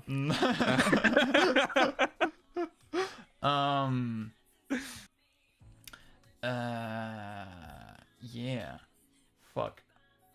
I feel like I want to say something else about God Hand or. How do you feel about Sekiro's combat? I don't like it. Did you actually end up finishing it? No. I have to go back at some point, but probably on the Series X now with 60 FPS. Yeah. I'm like kind of in the same boat. I mean, I did finish it at release, but like I was mixed on a lot of aspects in the game. And like I'm wondering, like maybe 60 FPS, like 4K. Man, TV. you have to nerf your Nightbot. Yeah, I know. Fuck. I was not expecting this this massacre. For me personally, it's weird when I say that I like MGR. A lot of people like even what's her name, Ruby from Codex Entry. Where it's just saying this is basically MGR2, and I was super excited for it, because like I know how basic Revengeance is, but the fact that it plays like a rhythm game is appealing to me. I love rhythm games, and I love just executing these like killing giant geckos in one hit with a Zendatsu. I love that, even though I know it's just it makes the rest of the combat system so redundant. And on the surface you think like Sekiro is the same, but just the small delay you have from pressing the button and your character going into the defensive stance, and you need him to be at the end of the defensive stance to for the parry to hit. It just breaks the entire game for me. It just breaks the entire game for me. Like in Souls, it works because it's not the most like you can play that whole game without parrying once. Yeah. I think I even did on my first playthrough. I just never really used it because it was so high risk reward, and you have a super high delay. You need to calculate for your like what is the end point of my parry animation that needs to hit the enemy's attack animation. And in Sekiro, it's way smaller, but it's still there. And I just despise it, like how it feels. Like I played that game for like 10 to 15 hours and I never got into it. And it's just like, this is probably how it feels for you to play laggy games. Yeah, I'm really, for those who know, I'm really picky with like lag and tech shit. You know, I get what you're saying. Like there's like with some games, there's just things that like are fundamentally gonna piss you off, and you're not gonna be able to get used to them. I will say with Sekiro specifically, I hated the way jumping felt in the game. Oh yeah, because like there was like this weird crouch jump with like a huge delay on it, and it did not really feel responsive or satisfying. I wager it's the kind of thing that would probably feel a lot better at 60 FPS, but like I mean I don't know. Yeah, it's still the delay in the it's in the animation. Yeah, it's an animation based delay as well. Yeah. Yeah. Plus, Jake, like this is the thing where I don't know why they did it.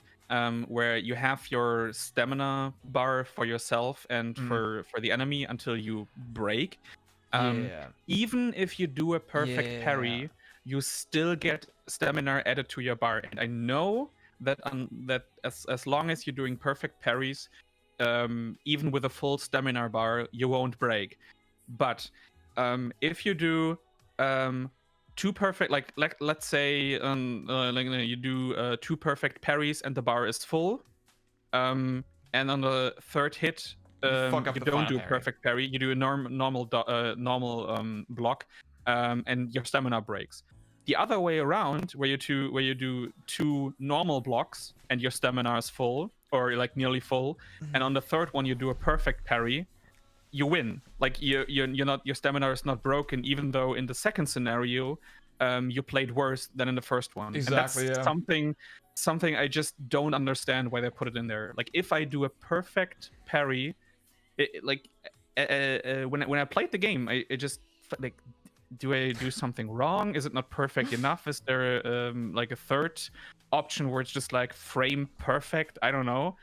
And it always felt wrong, and just I don't know, it's something I couldn't get out of my head, and I just stopped playing the game after like 10-15 hours. I totally feel this, that like some shit in games you just can't accept it. It feels so like, I can't think of an example, but like I have this sometimes where some things just seem so wildly dumb to me that I just can't get over them, right? And I really feel you with Sekiro. Like once I realized, I also realized, oh shit, like even if I perfect parry, it still fills up my my posture gauge is what it's called. The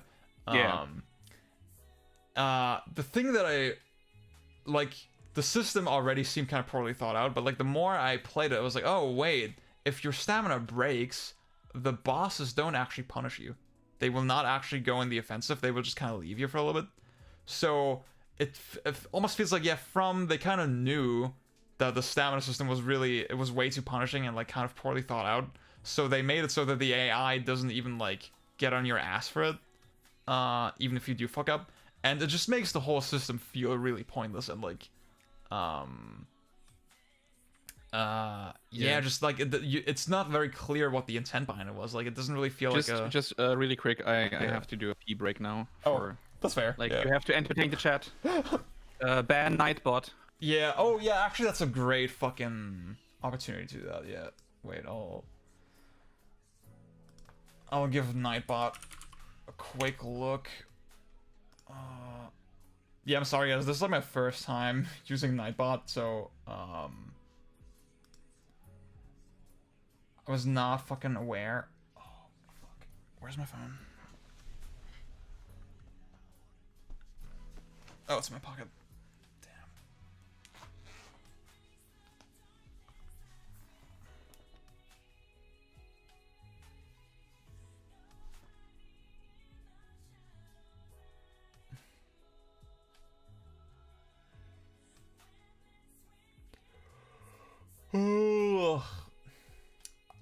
I can already tell you guys, Bjorn is way better than me at entertaining the chat. Wait, oh god, wait, give me one sec. Give me 1 sec.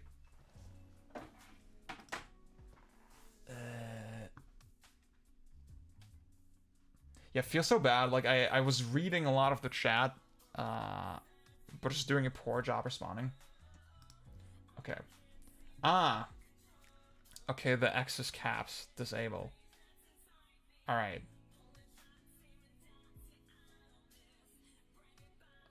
Actually, yeah, I'll disable all of these. Fuck it.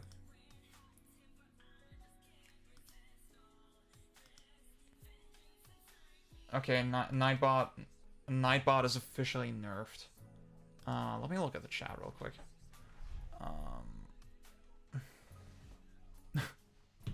P-break again? Oh, what's up, Light? Yeah, I see what you're saying with 6. I think that's super fair. I'm back, baby. Oh, what's up? Yeah, Antelope was saying Sekiro is a game for people who like to figure out set challenges like the boss stuff for expressing yourself through combat, kind of like Hollow Knight, Godmaster boss, if I think about it. Yeah, Hollow Knight is like another example. Like, I like that game, but like the bosses to me are the worst part, honestly. They feel a bit like honestly like the bosses in Beautiful Joe, where the rest of the combat system seems to be on pause, and it's just about figuring out the attacks, dodging them, and then going into zoom punches. Yeah.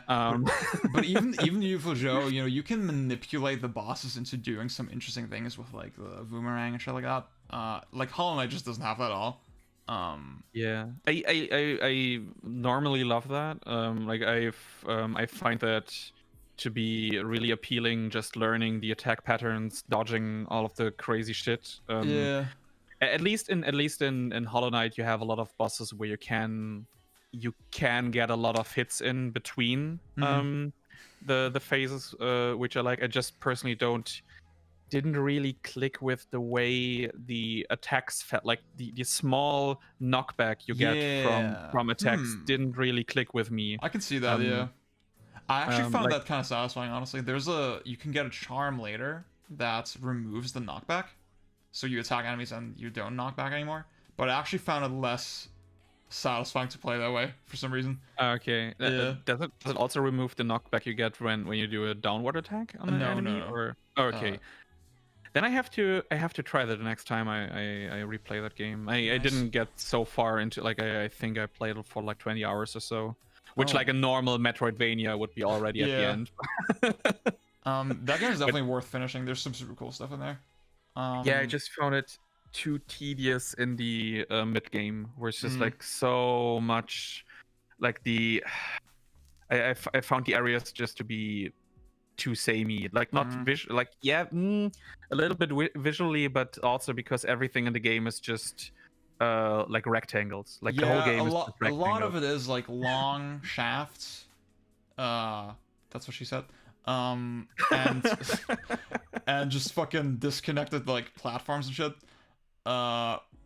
Yeah, but like I think the world of the game is still pretty impressive. Honestly, my main problem with it was just the amount of like trial and error stuff toward the end. Yeah. Epson Eagle, I have me and Bjorn both have an Xbox. I'm Valiantium Blade on Xbox if you want to add me. Yeah, I'm just Speckobst on Xbox. I think you can't add me on PSN because like they began spamming like you know these all these comment spammers from like Asian ladies with big tits, where it's just like, oh, I laughed the part of like 10 minutes in or so. I had that on PSN where I just would get like request for and so I think I just blocked, and that's why people can't add me on PSN anymore. Oh my god, Yuli, I'm sorry, Nightbot blocked you. Well, I turned it off, so like it should be fine now. Like Nightbot like started shit with half the people in chat. Yeah, damn. I'm so sorry. No defensive options for chat.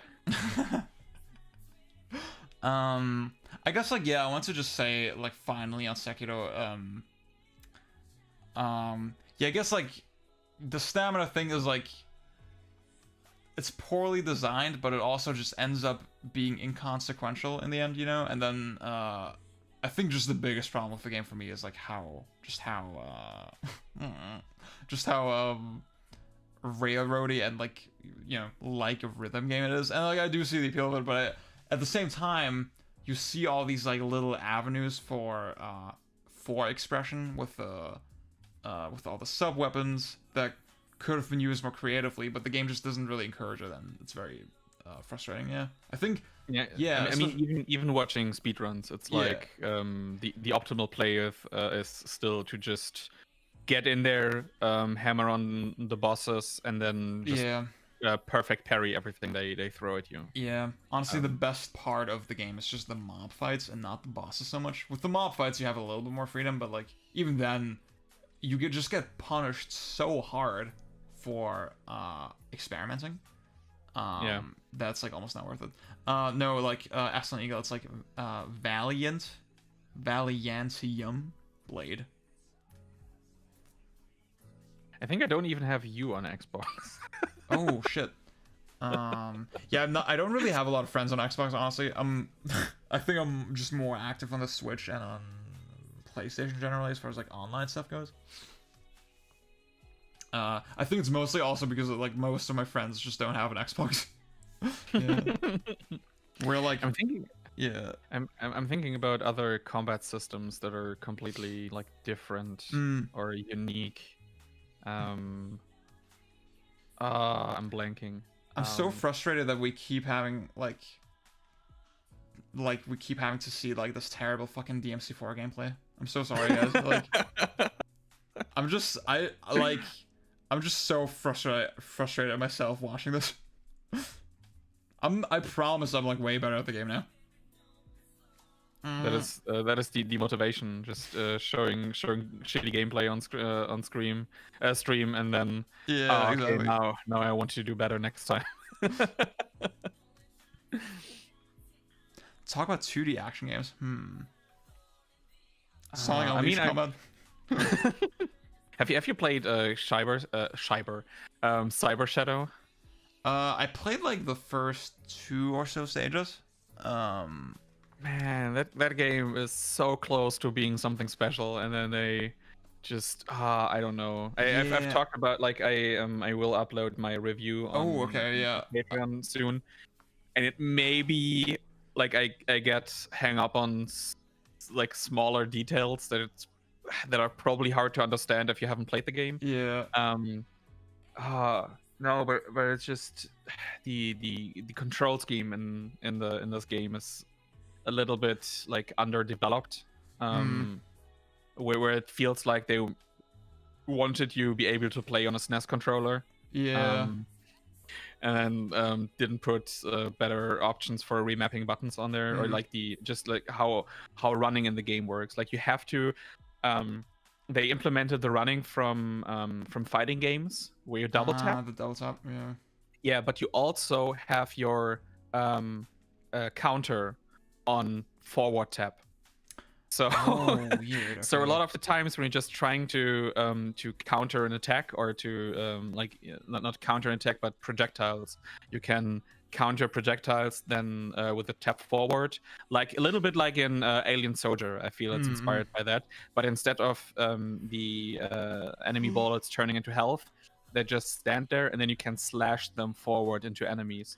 But just having the double tap be both the sprint and the like the block function is just too much. And then I know they thought about it, because you also have a you can use another button for just activating the run, but you just go into a direction to start running. So you can't just, for instance, like it works like this. You don't like, okay, you know how you run in a game like Super Meat Boy. So you hold the button down and you instantly start running, and as long as you hold the button, you run. In Cyber Shatter, it works the same way for like with the double tap you had on fighting games. So the double tap activates the run, and so the button also, like if you press the if you put it, I think it's on RB, you can, so it activates the run. You don't hold it, it activates it, but as soon as you switch directions, you're normal walking again, and then you have to you repress the button. So they take the fighting game approach into a platform. It's just it fucked me up so bad. It was like complicated for no reason. That's super silly. Yeah, that's I totally get what you're saying. Yeah, but otherwise, like, the game has some interesting stuff, like chaining. Like when you run, you can also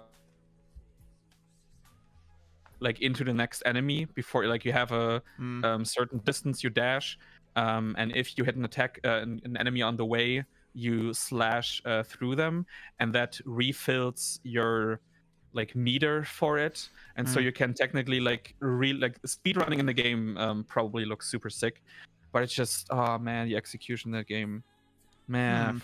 Yeah, I wasn't that hooked on like the first couple levels, because you don't really have any abilities by that point, and then yeah, you unlock them super late. Yeah. Oh fuck. The game is also too long. Honestly, like, hearing that like you only unlock like a lot of shit very late kind of turned me off from it. I just felt like the game felt very basic, and the levels they felt kind of haphazardly designed with not a lot of thought, you know? Like that was sort of my general first impression.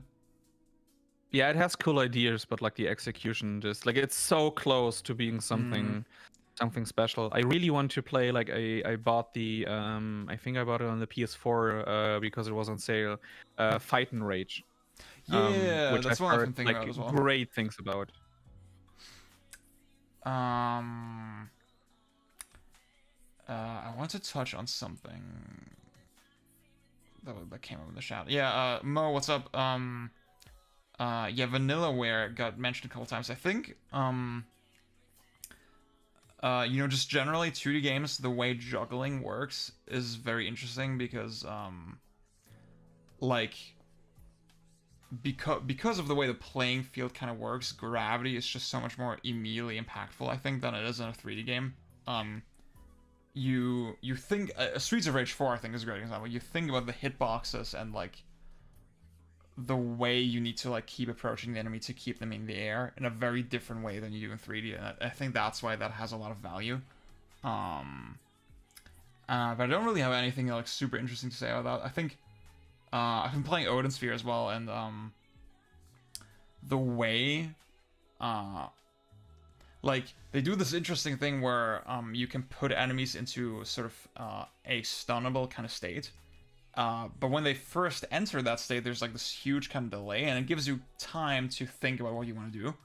And you can do really weird shit, like you can knock items out of enemies' hands, and then the item is like a physical object in the world, and then the item can be the item has its own hitbox, right? The item can be like a potion or something, right? And the potion has a hitbox, and you can use that to keep the enemy juggled, right? And it's the kind of thing that would just not really work in 3D.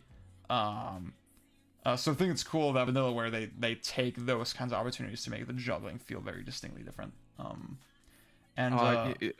You haven't played Dragon's Crown so far, haven't you? No, I have. I never like did a super deep dive with it. I never did like that final dungeon, for example. That's like super crazy, apparently. But like I found the like juggling with the dwarf. Yeah, is super fucking satisfying. See, that's the thing. Like, I did did I do 3 playthroughs actually? I don't know. But like, I did like the knight, the sorceress, and the archer a little bit, and like, I think all 3 of those characters are cool. But like, I think I never found the one character that I actually like really want to play, and I think the dwarf would be it. I should try the dwarf and then really get into the game. Yeah. Man, the dwarf is like, oh man, just the movement of him, like Blanca style, jumping from one end of the stage to the next. It's super crazy. But yeah, Vanillaware have the feel of juggling down pretty well so far, I think. Yeah, I think like with most like old school beat 'em ups, it's mostly about like the positioning and thinking about how do I throw enemies. Like when you go back and you try to explain why is Streets of Rage 2 so interesting, like I don't really have extended combos and juggle the enemies in the air, and it's like, the game is not really about that. It's more about thinking, okay, how can I use my throws, and even changing the position on the enemy. Like, do I change from left to right on the enemy, throwing him into different positions? But you also, like, you have to play the game several times, so you know what's ahead, how the enemies behave. You have to cheese a little bit sometimes. That is true. if you want no damage. Yeah. But it's a different type of having fun with the enemies. Yeah. I like about Streets of Rage 4 a lot, that it evolves the series in a very and figure out ways to keep enemies juggled even longer, and watching the ways they interact with the walls. I find that super satisfying. Yeah. Yeah, that's oh man. Also really, like, at first when I tried out Mania mode, it felt, oh man, this is way too fucking crazy. And then after some time and playing the game a bit more, and also seeing tech by other players and figuring out the best characters, it's like Mania mode is the way to go. Exactly. Yeah. Fuck. Volod asks, any thoughts on Urban Reign PS2? I thought that game is, like, for the little bit that I played it on stream one time, it was pretty sick. But I need to, like, give it more time, probably. Yeah. Which one is like, it does ring a bell. It's like the Namco developed. It's like this weird beat 'em up game from the Tekken team. Yeah. It's kind of like, it occupies sort of the same headspace as like the weird Final Fight PS2 game. The Streetwise that, as we now know, is the reason we got God Hand, because Mikami was so pissed off by the game. That's fucking funny. But yeah, I think Urban Reign generally is like way more respected than this Final Fight game. I mean, it's a little bit of a meme. Like, I think some people, when they say it's like Kino, they are not entirely serious. But I legit had a really good time with it when I streamed it. I need to play that. Same with Spike Out. Oh yeah, from Nagoshi. Yeah, the game he made before he became the producer for Yakuza, like on the first game. Yeah. I really need to play that, but that thing is like $100 now for the Xbox. Or I think Spike. Well, there's this website called the Internet Archive, and then there's the search bar. You type in fucking Spike Out ISO. I know, but I also want to own the game physically. Oh man, okay, it's like, I think okay, I found like 40 to 50 euros. I think that's fine for like a. If it's good, I just hope. I trust in Nagoshi. Yeah. I trust in him. Although the title makes me think of a volleyball game. Yeah, dude. What the fuck? It's like, I always have to like mentally check myself. Oh wait, it's the fucking beat 'em up. It's not a volleyball game. Yeah. Oh man, yeah. Reminder that PSN Classics came with manuals. They did? Really?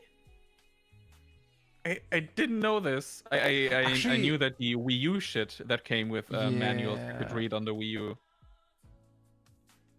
Oh boy. What's up, Blake Omen? I'm doing pretty good. Oh yeah, I think like Monster Hunter came up a few times. Oh yeah. In the chat. Like Monster Hunter, man, that is also a game where when you first play it, you might directly bounce off. Yeah. At least in the older games because it feels so stiff. Mm. And then when you learn that, oh no, it's also about really positioning and committing to all of your attacks Yeah. and getting so much out of what seems like at first a limited movement combat system for the weapon you choose.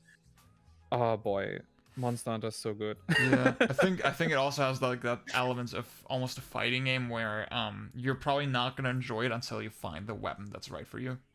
Yeah. That's like really big. I know I tried a lot of Monster Hunters on the like on the PSP and the Wii U. But I didn't really click with the series until I tried the Charge Blade in Monster Hunter 4. That was like the weapon where I was like, oh, okay, I get this now. And I think Monster Hunter is interesting because like you obviously the enemies are like these big hulking monsters that are not really gonna you can't like juggle them, right, or anything like that. And that's usually where a lot of the depth in these games comes from, right? But I think Monster Hunter kind of shows us a different way and how it's really more about managing your own, just all your own shit, right? Your meters and like a lot of the weapons are based on building up to different attacks that are more powerful. And then that can be like based on different resources. You need to think about your positioning. So it's still very active and strategic, but like in a way that's totally different from a DMC or something. I think it's really cool. Yeah, also about your item loadout, like what do you bring in within the fight? Yeah. And the whole thing changes completely when you go into like I mostly played Monster Hunter with 4 people in multiplayer, and I think like you couldn't just do the juggling in a 4-player game with one monster where it's just like okay, yeah, exactly. we have 4 people, we're keeping this motherfucker in the air forever. But it's still like I'm a longsword baby. And people normally hate playing. I can understand why. Like if you're just mashing and looking out for your own, having longsword players in your party is fucking terrible because they interrupt you all the fucking time. Yeah, I keep hearing that.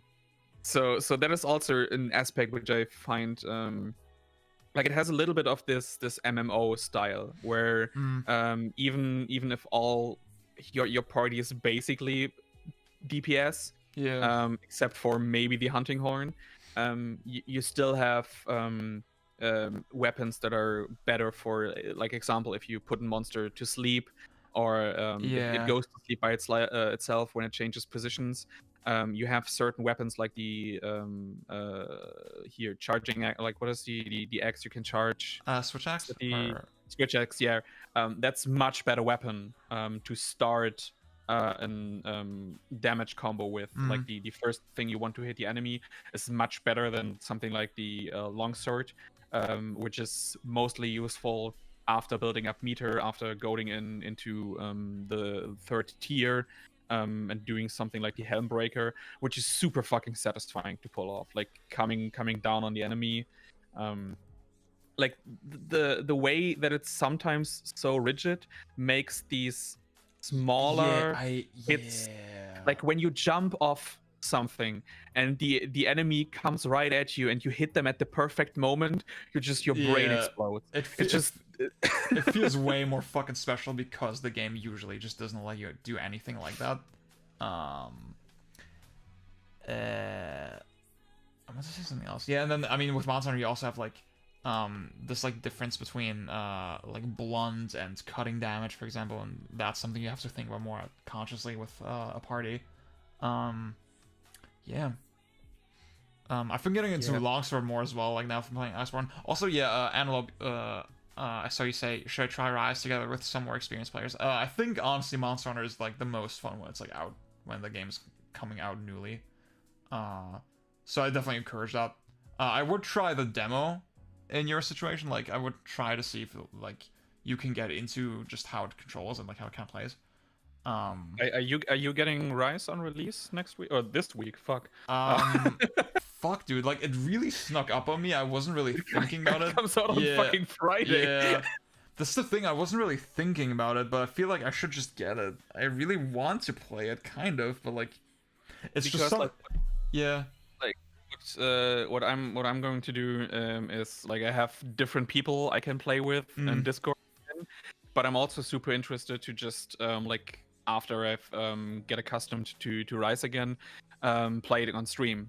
And then and I feel like this would also be a good opportunity here on your stream, just playing with people in chat and just doing some runs is probably a great way to get like people who haven't played multiplayer before. I think I handle it the same way probably. Because I'm a social anxiety mess.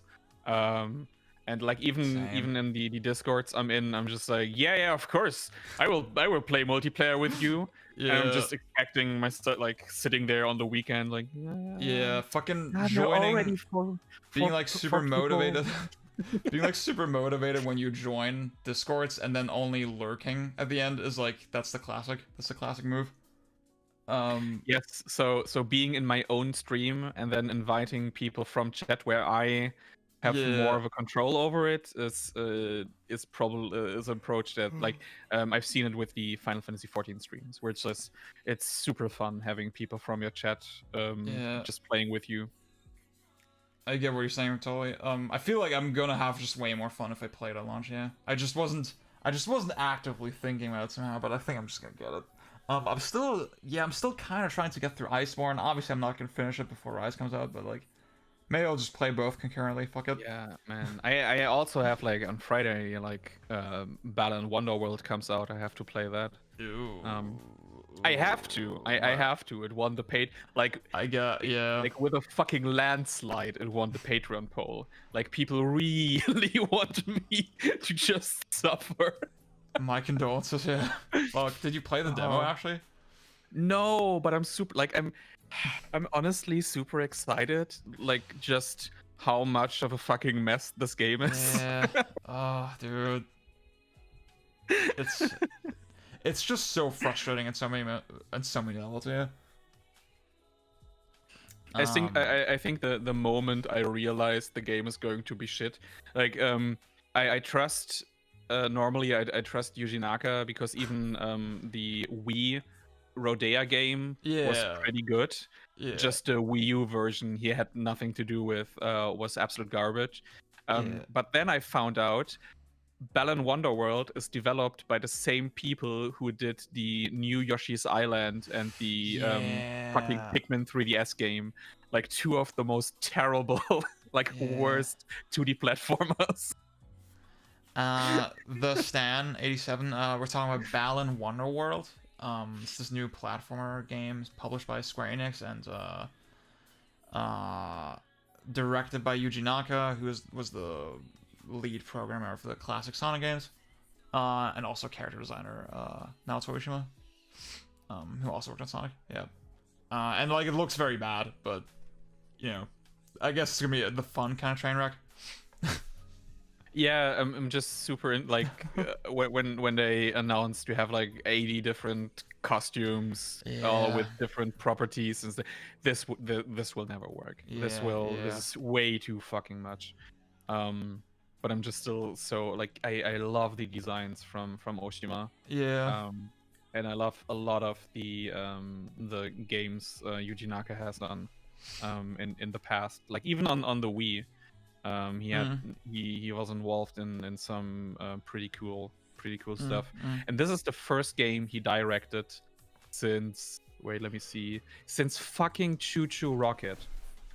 Oh wow! This is the first game he directed since then. Jesus.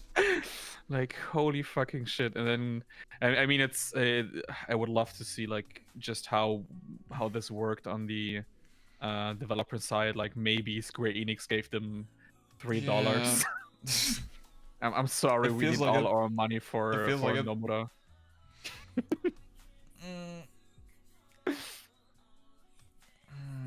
So when is DMC6? That was a great question. I guess Itsuno and that team is like they're busy with Dragon's Dogma 2.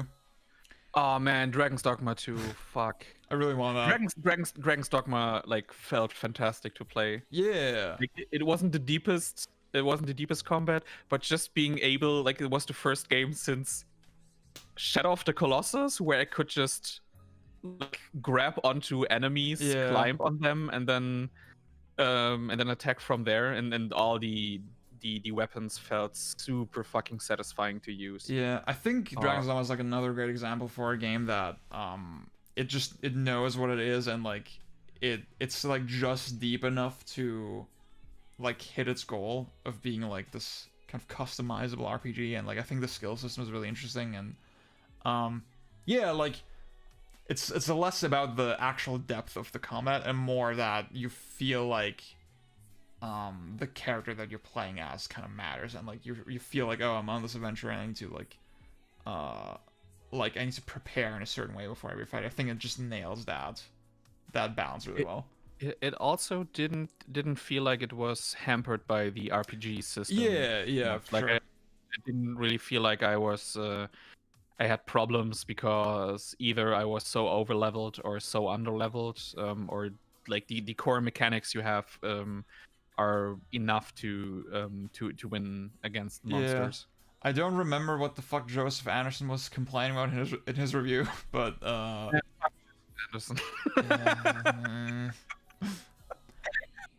God of War. Almost a masterpiece. Almost a masterpiece. It's like Jesus. I think I talked about this on like another stream, but like Joseph Anderson really is the kind of guy who like he wants games to just be, you know, like he likes games that are very generically good in a way, you know. I mean, like, nothing against the guy personally, but Yeah. like I still suspect, like I'm still suspect about like weird political views he has. Yeah. Because like when you the way he talked about the racism in The Witcher made me like super fucking uncomfortable. I didn't watch the video, so yeah, I don't know. Like when he said like, oh, the books or the game made me elf racist. It's like, Jesus fucking Christ, man. So I'm like, except for that, I have nothing against the guy, but like he seems very white. He's super hung up on like the smallest stuff, and then goes on for it for an hour. Like the whole Super Mario Odyssey video is 1 point. It's 1 point. Yeah. And he takes like 3 hours to just say it over and over and over and over again. Yeah, like I have, like obviously, well, like some of you may know, I have some problems with Odyssey, right? And like, there's like nuanced discussion you can have about it, but like, it should be more nuanced than like fucking, oh, the animations for the moons take a little too long. Yeah. No. Yeah, Antelope, you can hit me up. I'd love to play fucking Monster Hunter with you. When it's out. Yeah, definitely. I think I'm gonna order it right after the stream. Damn. I think I have my copy ordered from like MediaMarkt or so. I hope it arrives on Friday. They're a bit sloppy. Yeah, I've not had the best experiences with MediaMarkt. But they let me pay with PayPal. With PayPal. PayPal. Yeah, Ziad was like talking to me before the stream that I pronounce PayPal the wrong way all the time. He says it very funny. PayPal McCartney.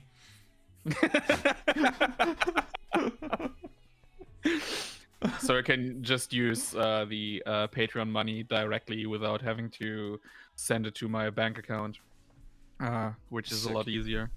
Yeah. Not doing that for like tax reasons or so. Like the H-Bar guy video about Bloodborne, and his one argument is that it's, yeah, I mean that's the.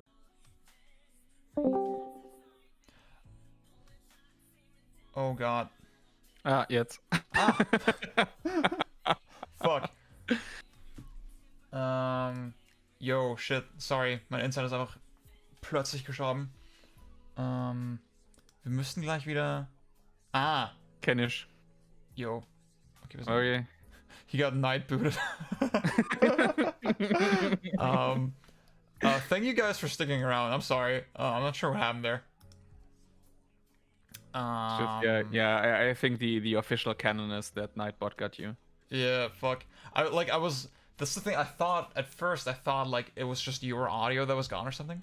And then I was like trying to continue like, yeah, you know, H-Bomb, like I like him, but like sometimes they'll like fucking try to make very convenient arguments and shit. And like, I mean, like the thing that I always come back to is with the healing in Bloodborne. He'll say, oh, Bloodborne has the best healing system because it's the fastest and least frustrating. And it's like, I don't know. At that point, yeah, it was like I recently re-listened to the Dark Souls 2 video, and like the way he argued, he wants healing to be instantaneous, and at that point, just give the player a bigger health bar. Like, then you don't need healing in your combat system at all. That's a bit weird. Like, he even acknowledges the fact that, yeah, it is an interesting decision when to heal, but then he says, oh yeah, I like when that decision doesn't exist. So, like, I don't know. Yeah, it's. I mean, the other gaming videos from him are much better, like the Pathologic and New Vegas videos are pretty good. Yeah. I definitely respect him. Yeah, but you should just stop talking about Souls combat. And people should just stop talking about Souls in general, honestly. Yeah. I mean, he said so himself. So. Yeah. Oh fuck. Yeah, man. Oh fuck! It's already midnight. Oh shit. You say that like it's such a surprise. Yeah, it was like the last stream we did. I think it was like 2.5 hours. So I thought, yeah, okay, it's going for the same length, and but I think I need to go. That's pretty fair. soon. No, that's like yeah. fair. I think you're like, I mean, you were hosting that stream, right? I think it was just a little more organized and like it was more a more directed discussion that time, you know. And like on my stream, like there's no fucking rules. It's fucking blackjack and hookers. Yeah, it's probably also because we have way much more shit to say about different action games. Yeah, I think action games are just so much more esoteric and like hard to nail down. And like, you know, with our JRPG thing, like that was sort of on the cusp of like I was thinking of JRPGs for like a whole month or so before that point. So I had like a lot to say and like my thoughts were pretty organized. Whereas here it's like, yeah, we're kind of like shooting the shit and whatever. Yeah. Yeah, it's pretty good. I'm definitely still happy with how it turned out. Yeah. No, it's like it helped me a lot. Like the goal I had to just like talk about all this shit and trying to get my thoughts organized while we have the discussion about things. Like I have a more clearer way now to go about it in the video itself. I'm not sure it will be like the perfect way to do it, but at least like trying to help people understand. Like not like my goal isn't really to just shit on Nier Automata, which I really don't want to do. Yeah. And more help appreciate what other games do better. Like I don't really want to laugh at the haha, this is why Nier Automata's combat is fucking garbage, but more like, okay, this is what other games do better, and I want more games like this, and I wanted Nier Automata to have better combat. Yeah, I think it's always like kind of like I was implying earlier with YouTube, we kind of have the power to establish a baseline for discussion and like give people more like an angle to look for. I think that's really important. I think that's really helpful. And like, yeah, you just look at Game Maker's Toolkit, for example, like how Mark Brown just analyzing Zelda dungeons for a year, like actively made a lot of developers like think about this stuff way more. I think that's super fucking cool, and there's just so much shit we take for granted, you know, like it kind of like we were saying earlier, if attacks come out fast and if they look really flashy, then oh, combat good, but it's often not that simple, yeah. That was me doing my Bayonetta 2 review back then. It's cool, dude. Don't worry about it. We all have our share of cringe that we need to like embrace. Yeah, I mean it's way better. Like instead of trying to just hold on to opinions. Exactly. Like just going, okay, maybe I was just wrong on this. Yeah. Or my thoughts have changed. Like, oh, half a year ago I said this is a 10 out of 10, and now that I thought about it much more, or played different stuff and came back and was like, okay, maybe there's some stuff this did wrong. I'm like in the same boat. Like, I mean, there's shit that I said a year ago that I'm already like, oh, I'm such a fucking stupid idiot, dude. I'm already regretting that, you know? Like, even I'm so proud of the DMC5 video, for example, right? But I like, now I just have so many more issues with the game that I didn't even really discuss in that video, even though I think the video was pretty balanced, right? Like, the game just isn't really hitting it for me the same way anymore, and it makes me a little bit. The video was my honest feelings at the time, but like it makes me a little bit sad that I can't go back and change it. You know, I can't reflect how I felt with the game more accurately now. Yeah, but like it's just something we have to live with. Antelope, I thought Lollipop Chainsaw was one of the best games ever when it came out. Damn. Oh boy. You know what? Like I think the amount of horny in the game justifies it, you know? That's fair. It's totally fair. That game is also ruined by QTE stuff. I really enjoy Lollipop Chainsaw. Of course, I did 100% of the game with all the achievements, 3 different playthroughs. But yeah. Oh, that game played on 360, 1000 G, yeah. Easy. Yeah.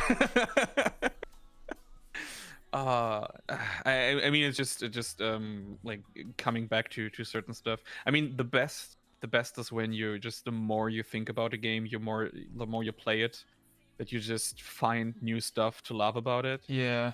Like when you every time I either go back to like all of the Mikami stuff, like every time I go back to Remake or Resident Evil 4 or The Evil Within, I just find new things I enjoy or love about these games, or with Kamiya games also. Yeah. Like the more I play them, the more I appreciate them. Yeah, DMC4 also just makes me really happy from that angle. It's like this game, I mean, I grew up with it, and then I feel like I just didn't appreciate it enough, and now it's like, oh, my brain has expanded so much that I can finally see it was like genius all along. The third eye has opened. Yeah. I've said shit last month. I look back on and cringe. Yeah, that's fucking relatable, dude. Oh man, I need to replay Killer's Dead. Like I really love that game when it came out. And also because it was like one of the, like, since No More Heroes 1 was the first Grasshopper game where the combat felt good, at least like emphatically, to pull off. But yeah, I have to go back. I'm a bit afraid. I see what you're saying. I mean, I was never crazy about that game, but like it has cool shit about it for sure. Like just the Mika tickets where you come back from like the continues, and then this crazy like 4-year-old child in a woman's body comes out and just like punches you in the chest so hard you come back to life. That game, it looks fucking incredible. It's like the most expensive feeling Grasshopper game for sure. I think for that alone, it's kind of worth playing, honestly. Yeah, no, Evil Within is Evil Within 2 is one of those games. The more I played it, the more I resented it. Yeah. I mean, that's probably the same for you with Bayo 2. Yeah, for sure. Like I think, like even when I first played Bayo 2, I felt like something was off, right? I could kind of feel like I didn't understand it yet, but I was like, something about this game is weird, right? But I still thought it was a great game, and then, yeah. Now I'm at the point where I often have moments where I think about playing it, and it's like, it can't be that bad, and then I play it, it's like, oh, actually, it is that bad. That sucks. Also, yeah, sorry, Absolute Eagle of the, yeah, like, I get it. I get why you like MGR. Like, don't feel shame for it.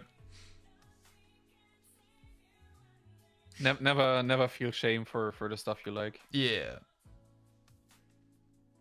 Except maybe, I don't know. Fucking... wanted to do a quick joke, and then I will probably like already feel bad about saying the game's name. Wait, what game are we talking about? No, just in general. Like, don't feel ashamed about liking stuff, and then accept maybe so and so. Okay, I get what you're saying. Killer status on PC. Thank God. Yeah, shit, right? Like, both Lollipop Chainsaw and Shadows of the Damned are still console exclusive. Yeah. At least I think both are. Shadows of the Damned is backwards compatible. Yeah. On the Xbox One. That's the way I played it last time. I don't think I'm Lollipop not sure Chainsaw about is, Lollipop Chainsaw. I mean, I have to. Yeah, I don't think it is. Check. No, it's not. It's also been removed from the Microsoft Store, so it's only available physically for both PS3 and Xbox 360. Man, that sucks. I mean, that game is not like super fucking fantastic. Yeah. But it's still a really unique, charming experience. Great fucking soundtrack though. I should give that a play. I mean, I never really seriously played it, and like knowing, okay, it's like kind of not available, and like I have it, and well, I have my 360 hooked up, so. I mean, it was like written a bit by. I don't think it was completely written, or at least like input or the concept for it, or some shit was by James Gunn. Yeah. James Gunn, yeah, and you really feel that energy and the in just the setting and how the game plays out. Yeah, you're yawning. It's often. I think this is a good time to just. I suppose, yeah. This was like just let Nightbot take us away. Yeah. Fuck. Yeah, like I said, like the stream, I was like imagining something a little bit more structured. I wish I could have pulled that off. But I'm still really happy with how everything went, and I still think it was pretty productive. I guess like it's just really hard to respond to chat. Yeah. Great podcast. Listen, I don't do podcasts. I'm not a podcaster. This is like this. It's a stream. You know, it's a live stream. It's not a podcast.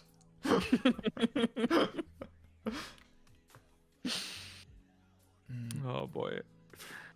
All right. Yeah, guys. So like I said, all of Bjorn's content is like in German, which might be a problem, but like I mean, give it a watch anyway. You know, just don't worry about it. If you want to learn German, that's the best way. You can feel what he's saying. You can feel the emotion. I mean, I really want to try to do subtitles for at least the bigger videos, like the 2 Evil Within videos. Yeah. Like I feel the discourse needs my videos more to be more accessible, because there isn't really, there aren't really like good video like there. I mean, the Nitro Rad video about the first Evil Within is pretty great. But I still feel like so much, unless you're into the game or into speedrunning and see all the strategies, the discourse about the first game is pretty shallow. Yeah, there's no like technical analysis very much in the English speaking scene on YouTube. It's very sad. The least you can do is like give Bjorn a follow on Twitter. It's also Speckobst. my Twitter is on English, like on English, in English most of the time, unless I promote my Patreon stuff or Twitch or so. Yeah, the rest is English most of the time. Yeah. I don't know when I'll stream next time. Yeah, Bjorn is like streaming tomorrow, probably, right? Like. Yeah, I'm playing the fucking Prison Break game apparently. Never mind. Fuck yeah. I take back what I just forget what I just said. Don't worry about it. There's no stream. Or if you're interested in, apparently there was a port of Roller Coaster Tycoon for the original Xbox, which I'm playing on Wednesday. That is still like, I put that thing in my Xbox and I just expected to start a different game. Like I'm still so weirded out by the fact that I ported like, this game on the I Xbox did not and I never know. knew. Yeah, that seems very wild. I saw that on like when we looked at the Xbox games on stream, and I was like, no fucking way, no fucking way. Yeah, Roller Coaster Tycoon. That's like another German classic. For those who know, I was born in Germany, but my family is Arab. So like, there's a lot of these like German classics that I just could never connect to. Roller Coaster Tycoon is one of them. Like you didn't have a PC, right? Or oh well, I kind of had one, but like I don't know, I just wasn't. I think my brain just worked differently, you know. Like I just wasn't interested like naturally in a lot of those games. Like yeah, Roller Coaster Tycoon is like one of like the that and adventure point and click adventure games. Yeah, those are the two very German that's things German culture. Yeah. I liked playing as a kid.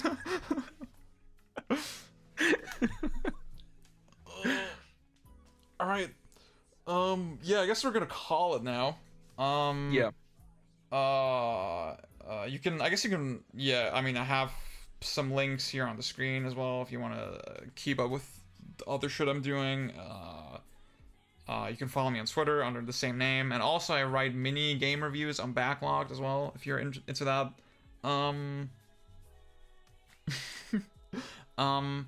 Yeah, I'll have more updates on Twitter and shit like that as to when I'm streaming again, and like we'll definitely do more of this kind of stuff, right? Like discussion streams.